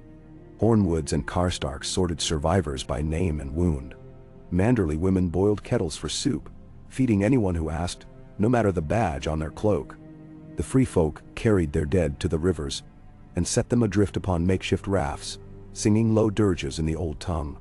Tall-heart men laid their fallen in shallow barrows, marking each with a branch of holly and a stone for the soul to find its way. In the kitchens, Lady Dustin oversaw the baking of loaves, her sleeves rolled, hands dusted in flour, hair bound in a scarf like any other working woman. She gave orders with a smile or a slap, sharp as the cold, brooking no laziness but tolerating laughter. The fire roared. The scent of bread and roasting meat filled the keep, and even the most battle-worn could not help but feel hunger stirring. Tormund de Giantsbane, tireless, moved from ring to ring of the camp, sharing tales of victory and loss, of wild hunts and broken kings, of love and war, and the strange taste of southern cheese. He set the young to cutting wood for fires, and the old to mending harness and gear, and by dusk had the free folk laughing louder than the wind. The Northmen found themselves drawn to his brash humor, his stubborn cheer, and by nightfall men from both sides sat together at the same fires, telling stories and drinking whatever ale could be found. As evening darkened, the battered gates of Icefall creaked open once more, and a party arrived from the south. Lord Malin of Lasthearth, bearing news of a hard-won victory on the White Knife, where the last remnants of the dead had been shattered by a host of Karstark and free folk lancers. Behind him came a wagon filled with barrels of salt fish and a score of children wrapped in furs. The yard erupted in cheers. For the first time in memory, the North was not alone. There were no lords from the south, no banners of the Reach or the Vale, but the North had come to itself, each house for the other, each living hand to the next. Edric met Malin at the gate and clasped his hand. "Your people fought bravely," Malin said, voice hoarse. "The river's free. The last of the ice is breaking." Edric embraced him. "We stand, Malin. By the old gods, we stand." A horn sounded on the rampart, startling them both. A rider galloped in from the east, bearing a white banner and a broken shield. The man reined up, face black with frostbite, eyes blazing with relief. "Defirth stands," he cried. "They held the bridge at dawn. Lord Glover sent me with word, no dead stir east of the marsh. The tides are free, and the sea winds turn warm again." A roar of joy broke through the crowd. Men and women wept openly, clasping hands, lifting children overhead. Even the most stoic of the old guard let tears freeze on their cheeks. Lyanna, leaning on her crutch, found Edric and Malin. "The wall was never built," she said softly. "But the North built its own wall. Stone and blood and stubborn hope." Edric nodded, voice thick. "A wall that breathes and breaks and heals again. The only wall that matters." That night, as the fires burned low and the wind softened, Edric called a council of the living in the great hall. The banners of Stark, Karstark, Hornwood, Tallheart, Manderly, Dustin, and 100 smaller houses hung side by side with the wild-stitched flags of the free folk. Children of every clan crowded the benches. staring wide-eyed at the lords and warriors who had lived through legends. Tormund sat at the head of the table, mug of ale in one hand, the other gesturing wildly as he retold the battle. "It wasn't the cold that nearly killed us," he insisted, "nor the dead. It was the stink of Karstark cheese and Stark's grim face. I've seen giants flee in terror at less." The laughter that followed rolled through the hall, echoing in the rafters, banishing the last shreds of dread. Edric rose, his voice carrying through the gathering. "This is not the end. Winter will come again. Night will fall. The dead may rise once more in some far age. But today, we have learned what it means to stand together. Wildling and lord, woman and child, low and high. We do not need a wall of stone. The living are our wall. Madarumsti." He raised his cup, and every voice joined in the ancient cry. "The North remembers." The feasting and song lasted until dawn, and for that one night, no shadow crept at the edge of the fire, and no wolf howled in loneliness. The old gods watched, the saplings' red leaves shivering in the gentle wind, and the people of the North slept dreamless, safe. When morning came, Edric walked the battlements with Lyanna, Shade trotting at their heels. The sky was bright, the sun so dazzling it hurt their eyes. The wounds of the keep seemed less severe in the light. Blackened stone, shattered towers, blood and bone and broken ice. All these could be mended, given time. Life persisted. They met Bran in the yard, sitting beneath the sapling. His color had returned, though his eyes were ancient and dark. "The roots go deep now," he said, touching the bark. "The North is strong again. The old gods are with us." Lyanna crouched beside him. "Are you well, Bran?" He nodded, a soft smile curling his lips. "I saw the heart of winter, the memory of fire, the turning of the sun. The Night King is gone, but the memory of him lingers in every cold shadow. We must remember. We must teach the children." "Meshan Pelwili." Edric knelt, his hand on Bran's shoulder. "We will," he promised. "The story will not fade. The truth will not be buried in snow." Bran smiled, eyes closing. "I'll stay with the sapling. For a while, it sings to me, and I to it." Edric rose, helping Lyanna to her feet. Together, the three of them, Wolf, Lord, and Dreamer, stood in the new sun, watching as the survivors of the North rebuilt their world. Lady Dustin organized the clearing of the yard, the mending of the walls. The Karstarks and Hornwood sent scouts into the hills, searching for any last remnants of the dead. Manderley riders traveled to the coast to signal ships and watch for new dangers from the sea. The free folk set out to find their scattered kin, promising to bring them south to join in the new order. Tormund led hunting parties into the woods, returning each night with fresh game and tall tales. The old rivalries faded, replaced by laughter and the rough camaraderie of those who had bled together. A child of the stream was adopted by a Hornwood widow. A Karstark married a freefolk girl with hair red as fire. The boundaries of North and freefolk blurred, then vanished. Maester Ronald set to work chronicling the story, inscribing every name, every deed, every sorrow and triumph into new books, bound with leather and hope. The tale of the Night King's fall became song, then legend, then memory. A living thing, always retold, never quite the same. The sapling grew, sending out new roots that twined through the yard and down into the earth. Flowers bloomed in its shadow, even in the deepest cold. The people of the North came to leave offerings at its base. Bits of bread, scraps of song, the first wildflowers of spring. Years passed. The keep was rebuilt, stronger than before. The children of that winter grew into women and men of iron will and bright eyes. The North became a place of stories, a land where the living stood together and the dead were only memories. Edric grew old, his hair turning white, his beard thick as snow. Lyanna took a husband from the free folk, bore children with the blood of wolf and wildling. Shade lived long, his muzzle turning silver. And when at last he died, his bones were buried beneath the sapling, where his spirit could guard the North forever.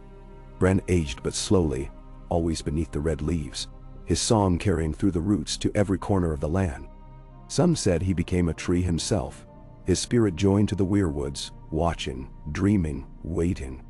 And so the seasons turned. Spring thawed the snow, rivers burst their banks, flowers painted the fields with color. Summer brought laughter and feasting, autumn brought harvest and tales by the fire. Winter returned, but never with such dread. The North endured, not behind a wall of ice, but upon the living bond of all its people, their memories, their scars, and their hopes. Sometimes, when snow fell thick and silent, a child would ask about the night when the dead came, and an elder would answer, "We had no wall, but we held the line.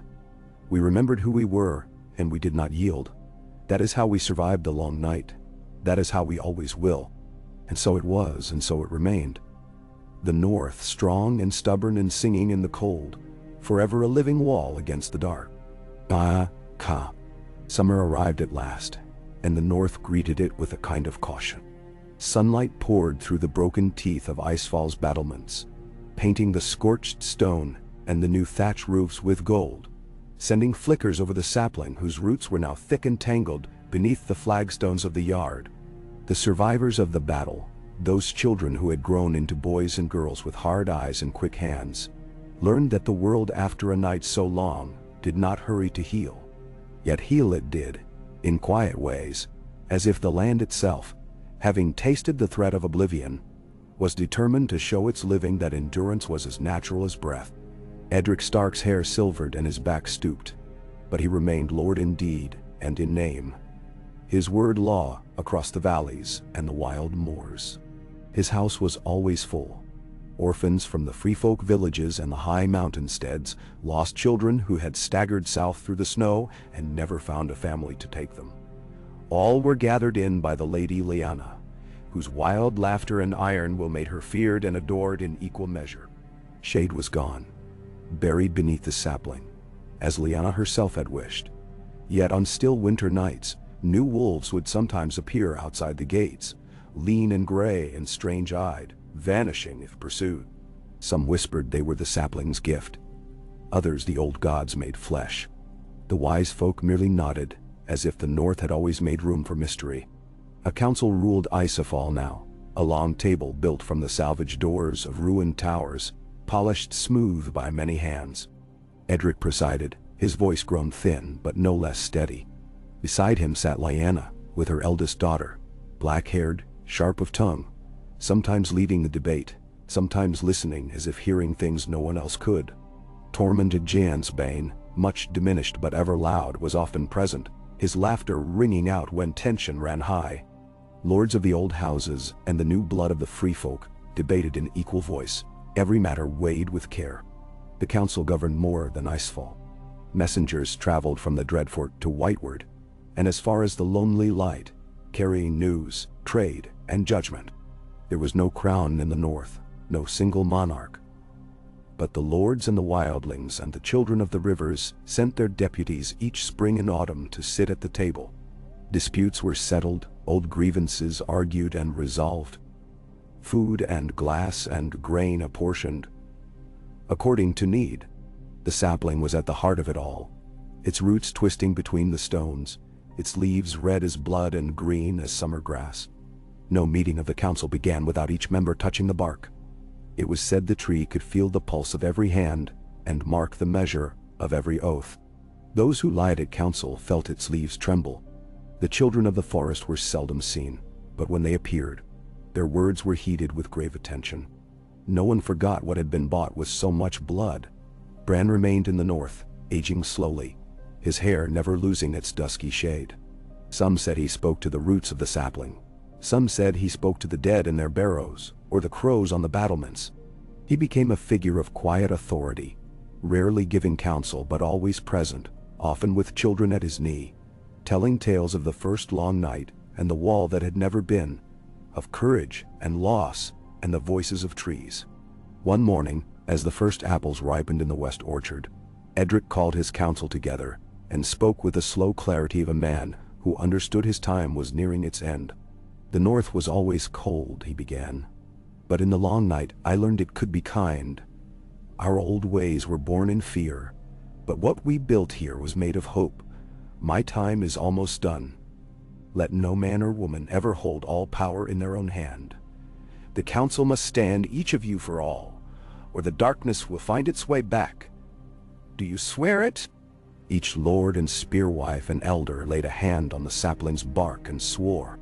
The tree shuddered, its leaves whispering in the sudden hush, and those nearby felt a thrill in their bones, as if the old gods themselves approved. That evening, Edric walked the yards one last time. Children ran to greet him, wild as pups. He knelt to hear each question, gave his blessing to every foundling, and in the last hour before dusk, he stood beneath the sapling, looking at the sunset flaming along the horizon, casting the valley in gold and fire. Lyanna found him there. She took his hand, strong as when she was a girl, and led him inside. He died that night in his bed, peaceful, with Bran and Lyanna beside him, his hand resting on the pommel of Wolfsong. The council mourned him for a week, but as all northern things do, grief turned quickly to action. Lyanna was acclaimed Lady of Icefall and of the North, but she refused to rule alone. Instead, she shared power as her father had wished, and in her first speech beneath the sapling, she declared, "No Stark will ever sit a throne as king or queen. We are guardians, not tyrants. The North is a wall made of hearts. Let it stand forever." The years rolled on. The sapling grew into a tree, and its roots thrust deep into the heart of the keep. Its leaves never faded, not even in the harshest winter, and the ground beneath it grew thick with wildflowers and mushrooms. A patch of perpetual life, even when the world around was white and still.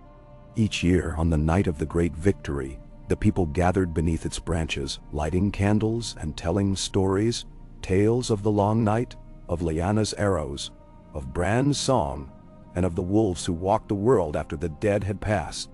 Bran grew ever quieter, but his wisdom became the touchstone of the council. When disputes could not be settled, they came to him, and he listened with eyes like midnight, often speaking only a word or two, but never once steering the council wrong. Tormund Giantsbane died in his sleep at the age of 73, surrounded by a half-dozen grandchildren and more lovers than anyone could count. His pyre was built on the high ground overlooking the river, and the flames that took him danced all night, seen as far away as Hardhome and the White Knife. The free folk found new homes, some settling as far south as White Harbor, others carving villages into the high crags and the deep forests. The lines between Northmen and wildling blurred, until old rivalries became nothing more than the good-natured squabbles of neighbors. The scars of the last war never faded entirely. Here and there, a field would refuse to grow wheat. In the ruins of Flint's Vigil, strange light sometimes flickered on moonless nights, and the bones of giants surfaced after heavy rain. The people tended these places with respect, planting red flowers and leaving offerings for the restless dead. It was said the land itself remembered, and so must they. Lyanna bore 2 sons and a daughter, all wild as their mother, all with the sharp gray eyes of House Stark. Her eldest, Edric, grew tall and quiet, preferring the woods and rivers to council meetings, and it was her daughter, Mara, who took most naturally to governance. Mara was as quick-witted as a weasel and as stubborn as winter. She grew up sitting beside her uncle Bran, learning the stories and secrets of the North, and in time she too sat at the council table, her hand steady on the sapling's bark.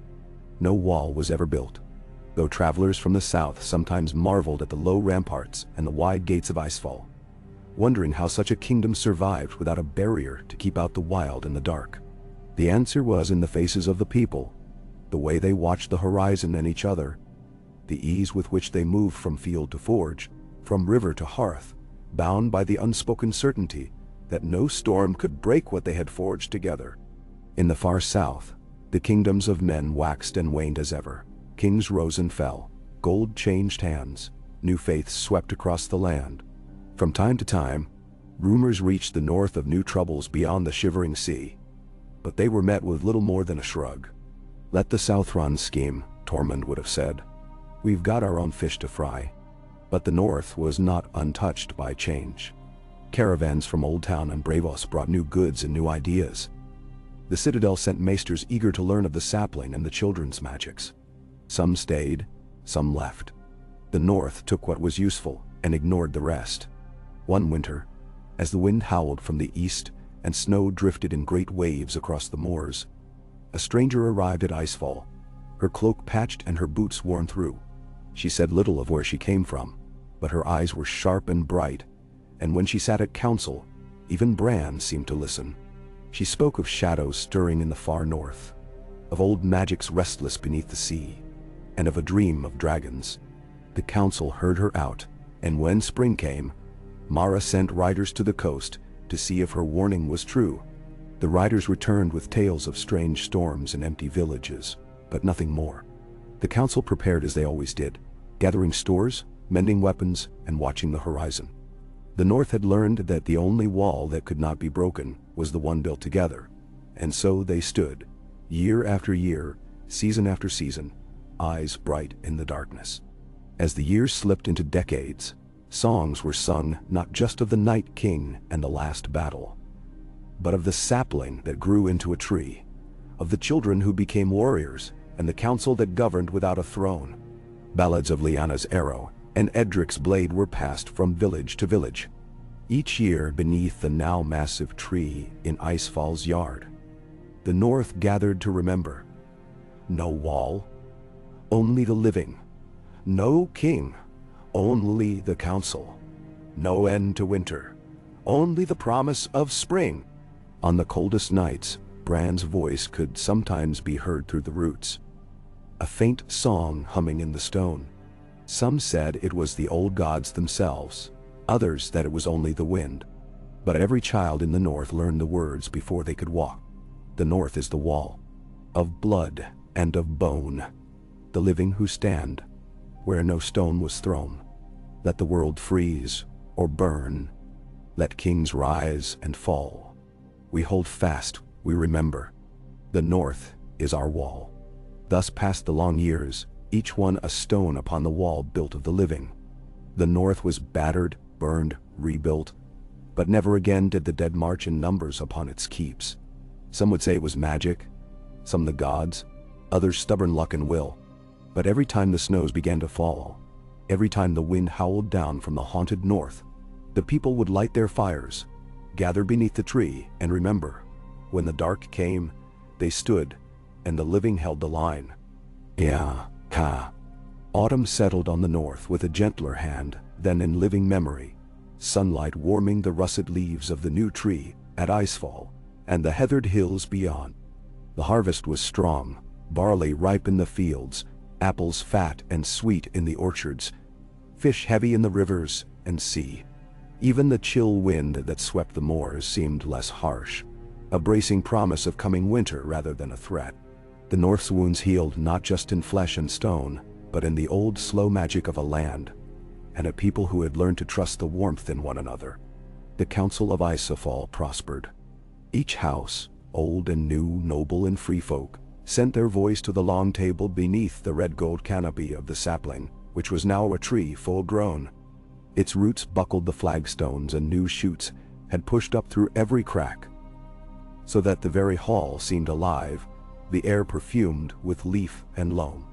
Mara, Lyanna's daughter, had become Lady of Icefall in all but name, for Lyanna would not be called queen nor warden, and she ruled with a keen mind and a sharper tongue. She brought order to the council and laughter to the feasts, her voice carrying the promise of spring through every room. Children ran riot in the keeps, and along the riverbanks, their skin bronzed from long days beneath the sun, their feet tough as old boots. Some were born of the North's ancient houses. Some were sons and daughters of the free folk, and others were orphans from lost villages, claimed by none but loved by all. The youngest knew only a North where the wall had never stood, where the people themselves were the line against whatever might come from the dark. They sang the songs Bran had taught them, carved their own faces on the low roots of the sapling, and learned at knee and hearth the stories of the long night, of Lyanna and Edric, and the boy who sang to trees. Bran spent more and more time among the roots of the great tree. In the evenings, Mara found him in the dappled light, his hands sunk in the rich earth, eyes closed as he listened to voices only he could hear. When she pressed him for counsel, he smiled, his eyes ancient and kind, and said, "The tree remembers for all of us. Let its roots bear the weight. Yours is to keep the living growing, not to fret over the dead." Neps. And so Mara kept the council moving forward, judging disputes, sending riders to every far hill and shadowed glen, settling trade for grain with White Harbor and Hardhome, negotiating peace among the clans and villages. She did not rule from a throne, but from the saddle and the council bench, and her word was heeded because she listened as much as she spoke. Years rolled into one another, slow and sure as the tides. The free folk built new villages on the open fells and in the woods, their tents and turf houses mingling with crofts and towers of the old blood. The people married as they pleased, wove their banners and told their tales, each year more mingled than the last. When quarrels flared, as they always did, they were settled not with steel but with words. Sometimes sharp, sometimes laughing, but always before the eyes of kin and council. The council at Isafal became a gathering place, not just for the North, but for all travelers who came seeking knowledge or trade or safety. Ships from Bravos and White Harbor brought silks and salt and rare books. Merchants came with spices and honey and news of the South. No southern king ruled here. Messages came and went, but the council answered only to itself and the tree, and none challenged their right. When southern lords sent envoys, hoping to stir the old ambitions, Mara welcomed them with feasts and debate, never refusing trade but never pledging fealty. The North holds to its own, she would say, her hand on the sapling's bark. If your king wishes peace, let him send bread, not swords. It was during one such autumn, after a season of plenty, that a darkness flickered at the edge of the world. Mara heard the first rumors from the west. A Bravosi trader who brought news of empty harbors and vanished ships, of strange storms sweeping the sunset sea. A fisherman from Lonely Light, wild-eyed and trembling, staggered into council one dawn, claiming he had seen shadows rise from the waves, black as pitch, moving in silence beneath the moon. The elders of Skagos reported strange bones washing up on the beach. Bones too long and thin for whale or man, carved with runes none could read. Mara listened, weighing each tale. At first the council counseled patience. Storms were not unknown. Men often lied to cover failure, and the world was ever full of omens. But Bran, thin and stooped but still keen, called her to the roots one evening, as the first frost silvered the fields. "It stirs again," he said, voice barely a whisper. "The sea is restless. Something old and angry rides the current. I hear the voices in the roots, and they are afraid." "Benhaman?" Mara knelt beside him. "The dead." He shook his head. "Not the dead we knew. Something else, cold and deep and wrong. It seeks what was lost. It is not yet here, but it comes." Mara summoned the council that night. Under the trees' flickering gold leaves, she laid out every rumor and report, every shard of strange bone and scrap of shadowed news. The elders argued, but Mara listened to Bran and called for preparations as if for winter. Stores gathered, walls mended, every village warned. Scouts rode west and south. Runners sent messages to White Harbor and the Dreadfort, and every archer drilled with obsidian-tipped arrows and hard-won patience. The people remembered the long night. They did not panic, but they made ready. The blacksmiths of Isal worked day and night, and the free folk hunters scoured the mountains for old caches of dragon glass. When the children asked, Mara told them the truth. Something may come, and if it does, we will meet it as we always have, together with courage. In the long evenings, songs were sung not of doom, but of old victory and stubborn hope. The tree at Isafal was hung with ribbons and carved tokens, gifts for the old gods and for luck. Even as worry nibbled at the edges of peace, the North stood steady, hearts and hands prepared. It was at the very turn of the year, just as the first snow fell, that the sea gave up its secret. One dawn, a rider came from the Lonely Light, breathless and wild-eyed, his horse lathered and sides streaked with foam. "The sea froze," he gasped, falling to his knees in the yard. It froze black as jet, then shattered. Something came crawling from the depths, bones and shadows, things that stank of rot and salt. They took the lighthouse. They took my kin. Mara sent her fastest riders west, and 3 days later the first of the survivors staggered into Icefall, hollow-eyed and shivering. They told of raids with coral crowns and jaws full of needle teeth, of ships dragged down by unseen hands, of dead things walking on water and devouring the living in the dark. The tales were wild, but the terror in the survivors' eyes was real. Mara called the council. This time there was little argument. Bran, his voice steadier than in years, stood beneath the sapling and sang the old words. This is not the dead we have known. It is the dark from before memory, the dark beneath the sea. We must gather all, as we did before. The tree will guide us. Man and riders spread out through the north, summoning every man and woman, every child old enough to carry an arrow or bear a torch. The free folk streamed in from the mountains, and the rivers filled with boats bearing the last fishers and their kin. Maesters from Old Town who had lingered at Icefall sent ravens south and east, warning the realms of men. Mara called for grain and meat and salt to be gathered, for fire to be kept burning at every wall and hearth. At night, the children of the council sat by the tree and listened to Bran's stories of the world before the wall, before the Night King of the darkness that had haunted the world before even the first men carved their faces into stone. They learned the songs of hope and courage, and the roots hummed with the sound of 1,000 prayers. Winter came early, as if the world itself felt the weight of what was rising from the deep. Ice glazed the rivers and turned the moors to glass. The sea at the lonely light froze again, and from the white horizon came shapes, moving, slow, relentless, like the shadow of a hand closing over the world. But this time, the north was ready. Beneath the tree, the council met each dawn and dusk, firelight flickering in the red leaves. Mara sent her brother Edric north with a company of rangers, his orders clear. Hold every pass, warn every village, and let no one face the darkness alone. The free folk clustered along the high fells, bows strung and axes sharp, old rivalries forgotten in the face of a greater threat. The days shortened, the nights grew long. Bran sat beneath the tree, singing to the roots.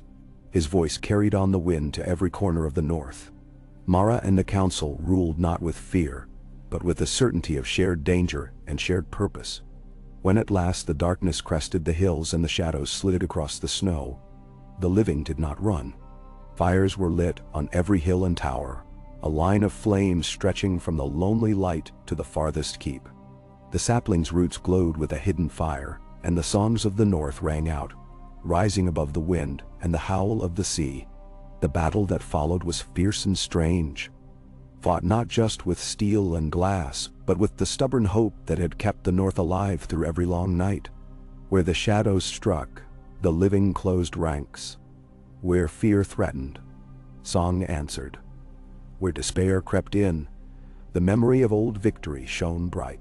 In the end, the darkness faltered. The sea thawed. The sun returned, pale but sure, glinting off the roots of the great tree at Icefall. The survivors gathered beneath its branches, weary and wounded, but unbowed.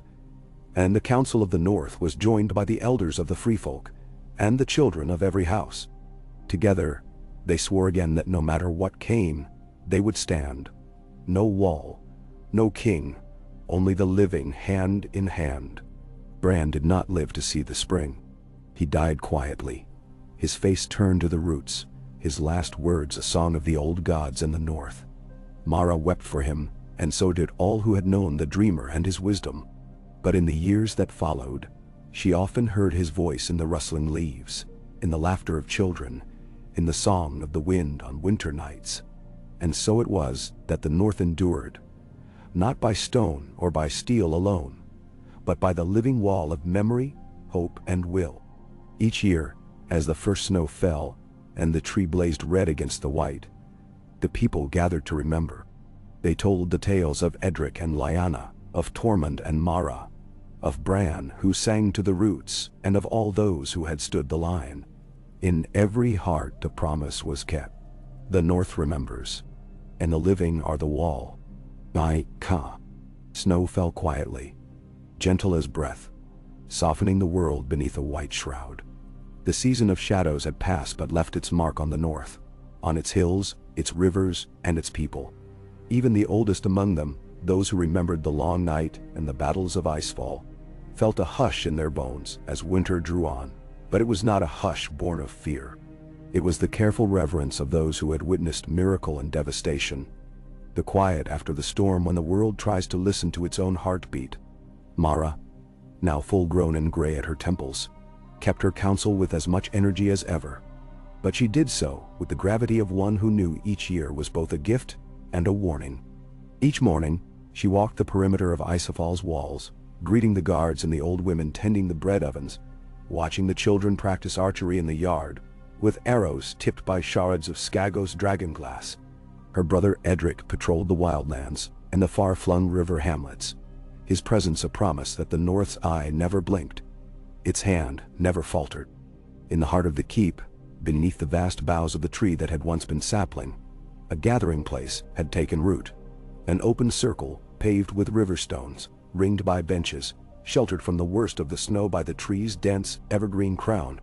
Here, the council met by day, and by night, fires burned and stories rose in smoke and song. Travelers and traders brought news and gifts. Maesters came and went, some drawn by the legend of the council, others by the silent mystery of the tree.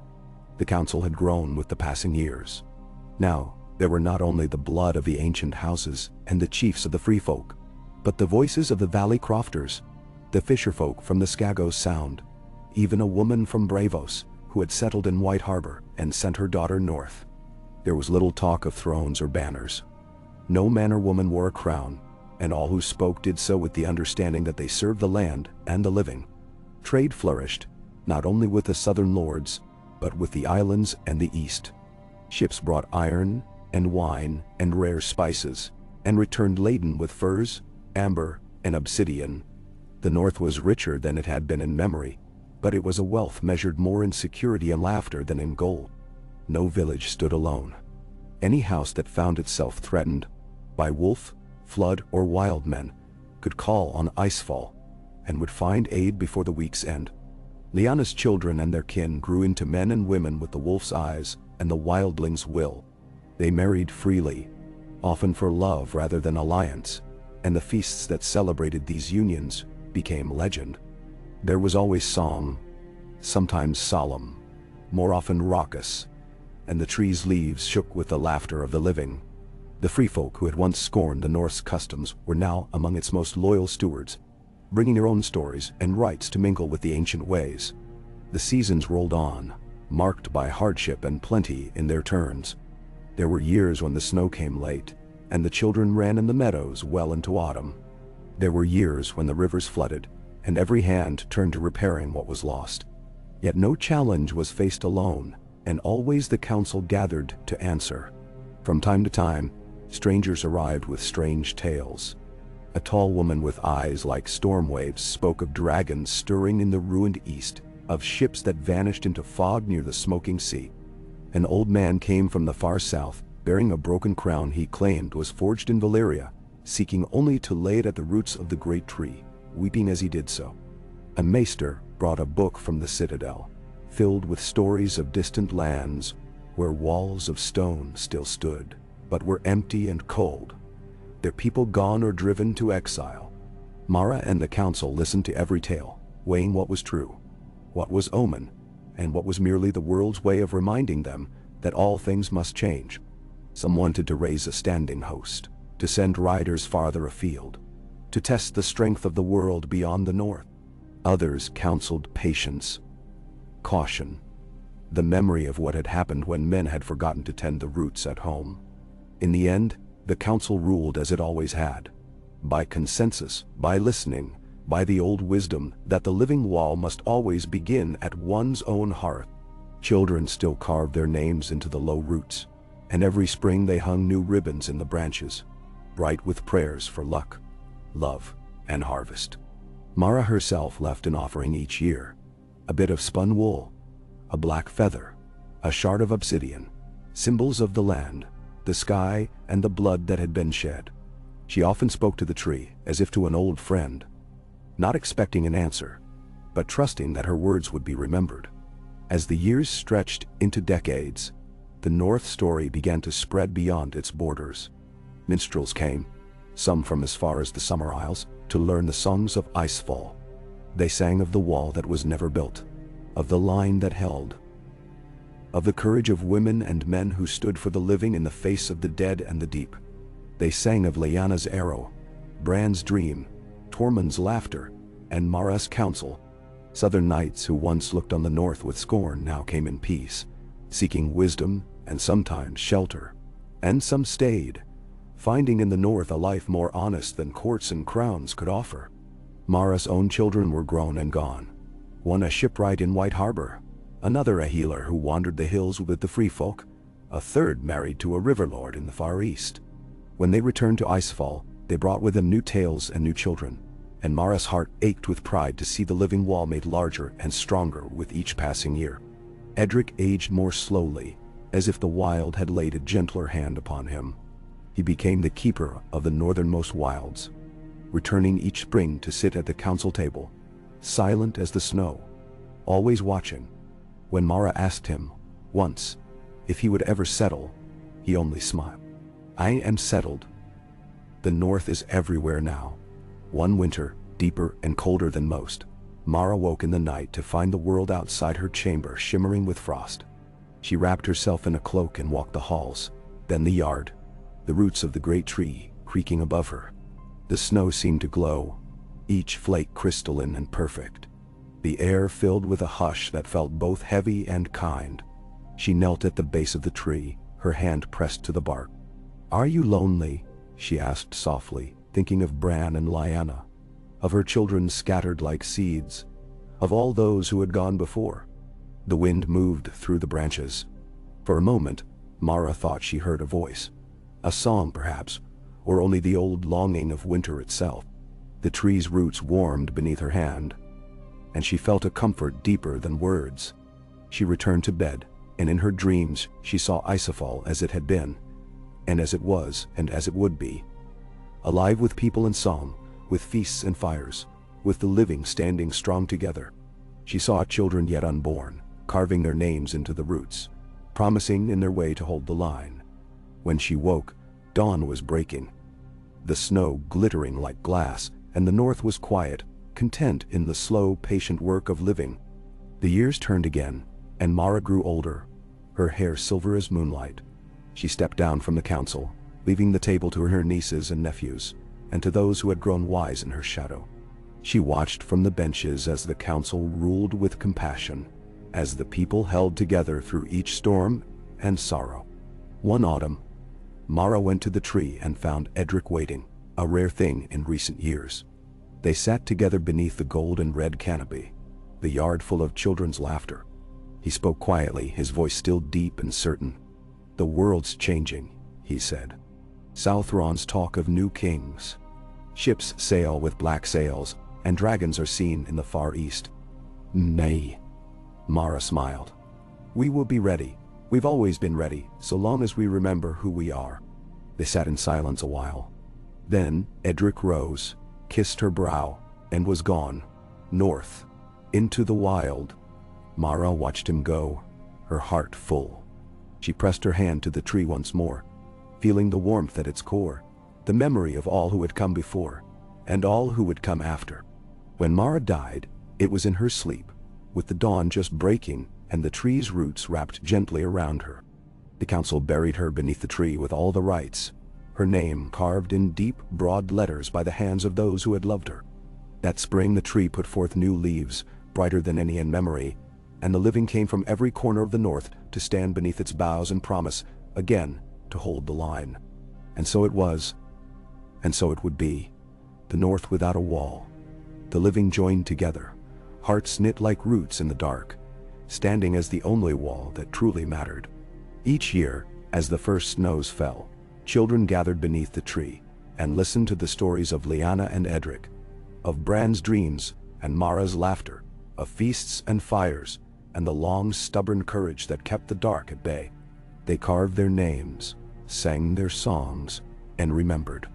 The tree stood through every season, a living beacon, above the bones of the lost. Its roots twining through stone and soil, its leaves bright against the sky, and in every heart the truth endured. The North is the wall. The living hold the line, and the song of the living outlasts the dark.